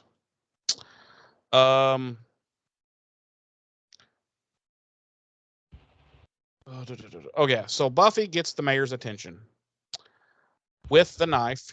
She's like, hey, remember this? And he's like, yeah, I used it to stab Faith. I stuck it right in her stomach and in her pussy. And the mayor was like, what did you did what? No. Anyway, and the mayor's pissed. And she's like, you want it? Come get it. Buffy says, I slipped it right into it. Fuck. Easy for you to say. She says it slid into her like butter. Yeah. And she's like, you want it? Come get it. And then she takes off running. And Demon Mayor's right behind her. And he's just going through walls. He's destroying the fucking school. She gets into the library. You see some stuff, a big pile of stuff. She runs past it, around up to the top, to the book stacks, and jumps through the window in the back, and she's out. And then we look, and the mayor's in the main part of the library now, and he sees all this stuff, and it's a fuck load of like fertilizer and shit, because it's going to be it's a massive fucking bomb. And the demon mayor goes, well, gosh. At which point we see Giles hit the plunger. He and Buffy are crouched down, and fucking boom. Basically, the entire fucking school just vaporized. So this scene was filmed at 5 a.m. Yeah, you could tell. Yeah, in Torrance, California, where they shot out exterior scenes for the school for all 3 years. Right. And the explosion was so massive, it woke up most of the residents of Torrance, broke windows, and set off car alarms. And subsequently, the town refused to allow Buffy to film there ever again. Yeah. Yeah, that's why the school, well, never mind. So yeah, the school is legit just gone. It's funny, they never show a fucking shot of the school after this. Never. Right. They show people looking at it, but you're led to believe it's gone. It is fucking gone. Mayor with it. Which is kind of funny. All this time, all they had to do was blow him up. But anyway, so we're at the aftermath. Well, presumably not until after, and not until he actually. Well, yeah, not until he became a demon. But I mean, right. They were looking for all these spells and all this. All they had to get a bunch of fertilizer and some fucking C4 and goodbye. Which, by the way, the mayor actually comes back in the comics. Yes, he does. I don't know if you knew that or not. I did know that, but I wasn't going to bring it up since we're not going to talk about the expanded universe. Okay. My bad. So lots of fire, lots of paramedics. Angel also kills Giles in the comics. Yeah, I know. Wes is being a little bitch. They've got him on a gurney, neck brace, and the whole 9 yards. He's wanting something for the pain. And he's just like, maybe just an aspirin, maybe? And they just load him up, and he's like, maybe you could just knock me unconscious. Yeah. I was like, oh, no problem. So Giles and Buffy have a little heart-to-heart there, and he's like, great job, blah blah blah. And she's like, my brain's not even working anymore. I'm so exhausted after all this. She's like, fire bad, tree good, or something like that. And he hands her something. He's like, I pulled this out, and I think you deserved it. And it's a diploma. And she's like, I don't want that piece of shit. And she turns around and walks away. No, she takes it gratefully. And he's like, well, I'm going to go check on bitch boy Wes. And he walks away, and Buffy looks up, and I don't know, 20, 30 feet away or so is Angel. Again, being a dick. Why not he had to fucking stand there and You know what I mean? Like, look at me, get a good look at me, the love of your life. You know, like he stands there for like 20 seconds and just stares at her, and she's staring at him like, okay. And then he turns around and walks away into the mist. And I'm like, it's so not a hero way. It's, you know what I mean? Like, Duncan MacLeod would have just simply fucking vanished. Okay? That's all I'm saying. He would have. He wouldn't have. He wouldn't have told Anne Lindsay that he wasn't gonna. He wouldn't have told her that he wasn't gonna say goodbye. Well, no, hell He no. would have just left. But I 100% could see Duncan pulling this move. Really? You think so? Yeah. I don't know. Yeah. I don't see that. Yeah. Anyway. So she walks over and joins the rest of the Scoobs, who are kind of sitting on a bench across the street from the school, and they're all just kind of watching it just burn. And Oz is like, we survived. And they're all like, yeah, can't believe we did. And he's like, no, I mean, we survived high school. And they're all like, oh, that's true. And he's like, we're going to take a moment. And then they all just start getting up and leaving. And he's like, and we're done. And they all kind of leave. And the camera pans down slowly to kind of a half burned up yearbook, Sunnydale High School, 1999, that says, in quotes, "The future is ours." And credits. And that is season 3, my friend. That is season 3. Fun fact, the initials of my high school were also SHS. No one cares. So next season, I'll be doing the podcast alone, everyone. How about a little monsterology, Jeremy? Nah. Good, because there really isn't any. I mean, I knew you were going to say that. But I don't. So it shouldn't be any surprise that the mayor took on the form of a giant serpent. Especially in Western culture, serpents or snakes, they're pretty consistently been associated with evil or maliciousness. So it shouldn't be a surprise that that's the form that the demon took. Our body count for these 2 episodes is 13. Hey-o! That's our biggest body count so far. Including Larry and Harmony. R.I.P. Larry and Harmony. Yep. Well. R.I.P. Larry and Harmony. Harmony's coming back as a vampire. You motherfucker. Larry is dead as shit, No, though. Larry is definitely... You left it out. The mayor whipped him with his snake tail. Oh my God, I did forget, and I was literally specifically going to talk about his death, because it was pretty brutal. So the mayor whipped him with his snake tail. Larry flips in the air and lands on his fucking neck snaps. Yeah, and even when the tail hits him, you hear everything break. Yeah, you hear and it was shitty. I liked Larry. Yeah. I was like, why couldn't we have gave that death to somebody like Xander, fucking Tucker? Why couldn't we kill Xander? Yeah, that would have been fine. Kill Xander, bring Larry on. Bring Larry in, because he's number one. He's in touch with his emotions and his real inner being, because he has now come out as gay. Yep. So he would be a much better man. Fuck me, man. Much better character. Kill Xander, bring Larry in. Yep. Everybody likes Larry. Everyone likes Larry. No, what the fuck? Nobody likes Xander. Nobody likes Xander. Except Willow. Because they grew Willow. Our music for this episode, Sunday Mail by Spectator Pump from the album Spectator Pump, huh? Spectator Pump from the album. That reminds me of the question I asked you the other day. Styrofoam Archives, released by Trick Magic Records in 1998. And, of course, as always, our original score by series composer Christoph Beck. Jeremy. No. Yes. Please. Maybe. give me Now, are we doing a combined score?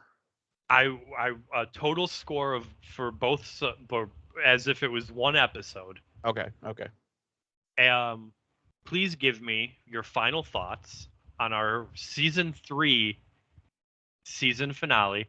Yes, I'll say it again. Season 3 is a wrap, ladies and gentlemen.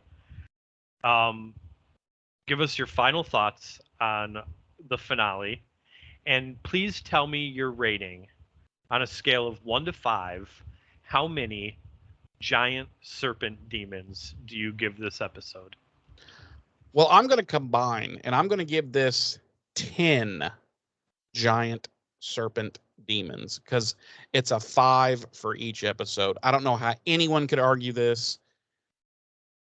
Okay, maybe I'm biased because I've always said the season 3 finales are my favorites.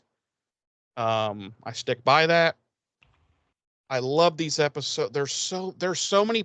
There's an A plot, a B plot, and a C plot going on in these episodes, and they're done very well.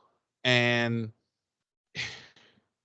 again, Joss Whedon's a piece of shit, but goddamn, especially when it comes to the Buffyverse, when he writes and directs, he knows what the fuck he's doing. And these episodes are marvelous. There's nothing other than, of course, the little tidbits we always pick at during the revisit, that's what we do. Right. But actual complaints, there's nothing. I mean, the CGI was kind of lame, even for '99. It was. Oh yeah. It was kind of lame, but it was a television show that did not have a large budget. Right. So I accept. Nowadays television shows can have like no budget and still have amazing effects because of how much easier it is to do those things now. But I always accepted this back then. It wasn't a problem. I knew what they were going for, and like I said, that thing would have scared the fuck out of me. So, yeah, man, I love these episodes. The faith situation. Now we're like, okay, what's going on with her? And I mean, they're out of school now, and now it's going to be college, and what's going to happen next? Spoiler alert, it fucking sucks. But I don't know. Love these fucking episodes so much. God. I mean, I could go on and on and on. I'm not going to. We're over 3 hours recording now. I just love them. James. Yes, sir. Why don't you give us your final thoughts? Mm-hmm. And then on a scale of 1 to 10, because we're doing it combined, how many wild horses do you give? I am giving this 12 wild horses. Both episodes break the fucking scale. These are 6s, in my opinion. All right. Yeah.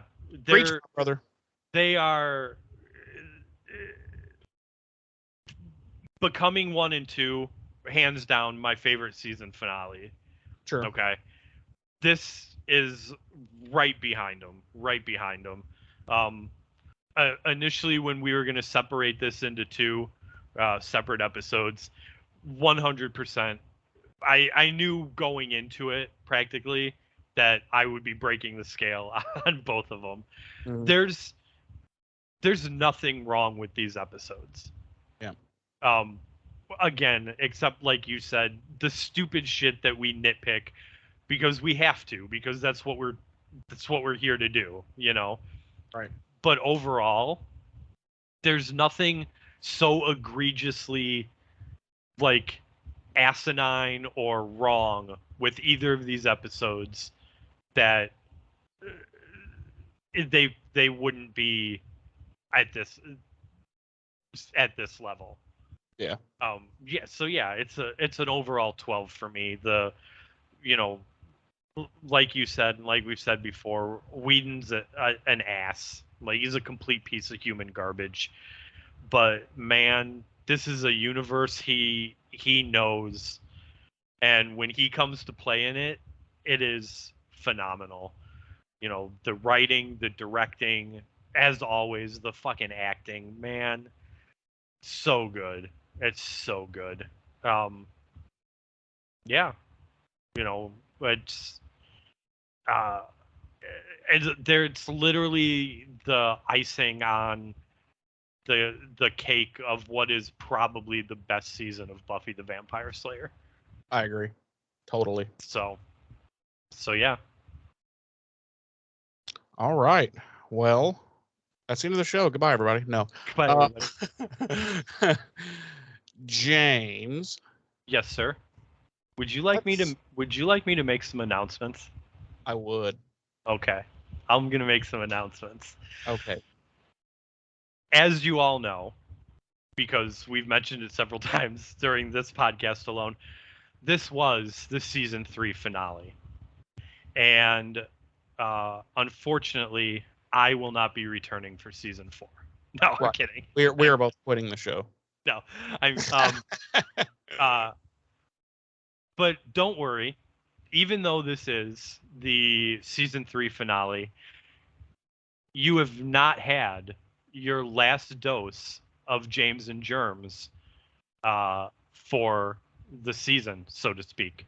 We will be gracing you with not one, but 2 bonus episodes. Next week, we will be doing a watch along of the unaired pilot for Buffy the Vampire Slayer. This is something I had thought about doing way back in season 1, but I let it go in lieu of getting Jeremy to agree to do the watch along for Buffy the Vampire Slayer the movie with Christy Swanson, which he hates, and I'm not a huge fan. If anyone has not seen that or listened to it, I don't blame you. So I put this on the back burner, but I wanted to revisit it now because I think now that we've wrapped season 3 and we're getting ready to go into season 4, I think now would be an interesting time to revisit the unaired pilot, because we are about to see a huge shift, in my opinion, in the show going into season 4. Would you agree, Jeremy? 100%. And I'm not just talking about the quality of the show, which isn't that great, but we'll deal with that more as we do season 4. But there's dynamics that are changing going into season 4 now, where, without getting into spoilers, we're losing a couple of core cast members. We know we're losing David Boreanaz. He's obviously getting his spinoff. I won't get into who else we're losing, just in case anybody doesn't know. We're making the transition from high school to college. We're from high school to adulthood, so to speak. So I think the show is changing enough that now's the time to revisit that unaired pilot, when we're just coming off of a lot of stuff that the show was grounded in for its first 3 seasons. And then the week after that, on the 26th, so the 19th, we will be dropping the watch along for the Buffy unaired pilot.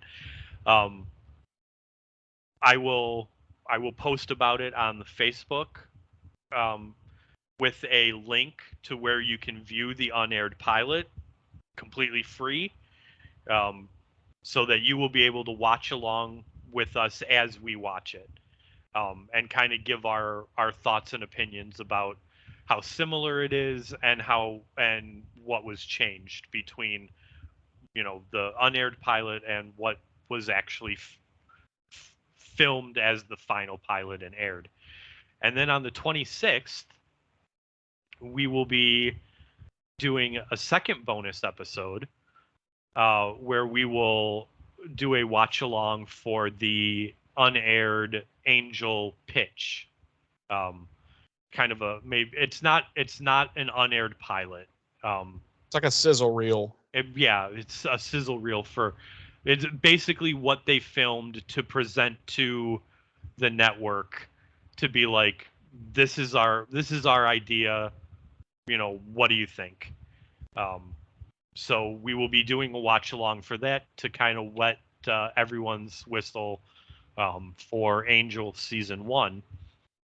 And then we will be taking our standard month-long break in between seasons, and we will be returning on August 7th with Buffy season 4 episode 1, The Freshman. But that is not all. You guys get ready to shit your pants out of excitement because that following Wednesday, August 9th, and subsequently every week after that, we will be dropping a second episode of Slade, the Buffyverse Revisited, that will focus on Angel, the series, starting again Wednesday, August 9th, with Angel season 1, episode 1, City of. And like I said, going forth from there, we'll stick to the Monday schedule for episodes of Buffy, and then we will be dropping our Angel-centric episode on Wednesday. So we're excited. Not so much about season 4 of Buffy, but definitely have season 1 of Angel to cleanse our palates. We have season 1 of Angel to temper it. Look for that all over the 2 bonus episodes over the next 2 weeks, and then season 4 of Buffy and season 1 of Angel starting in August. To backtrack to the watch along for the unaired Angel sizzle reel / pitch film, I will also be posting a link on Facebook about that for a link to where everyone can watch that as well, completely free. And they'll be linked. They'll be linked in the YouTube posts. Right. When those episodes drop, there'll be a link to the Buffy unaired pilot in our video about that, and there'll be a link to the Angel unaired sizzle reel / pitch film in that video as well as in the audio versions. I'll link them as well. Okay. I think that's everything we have to announce. There was something else I wanted to say, but I don't remember what it was now. So, think about it while I do my little spiel. Sure. I'll do it briefly because we're 3 hours and 17 minutes in here. I'll let everyone know BuffyRevisited.com. That's you're going to be able to find everything, every link for us there. Our Facebook page, our YouTube page, our email address, which is BuffyRevisited@gmail.com. On and on and on. Get with us, contact us, give us your thoughts, give us your opinions, give us your hate, give us your love. It's all good. We want to hear it all. But yeah, James, did you think of what it was you had? I did, but it's something that I'm going to ask you once we're done recording. Oh, okay. Cool deal. Well, all right, everybody. Season 3 is history. It's in the books. It's in the books. And we thank you all so much for taking this ride with us so far. And we will see you next week for that unaired Buffy pilot watch-along episode.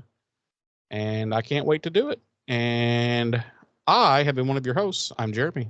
I'm your other host, James. Ta-ta.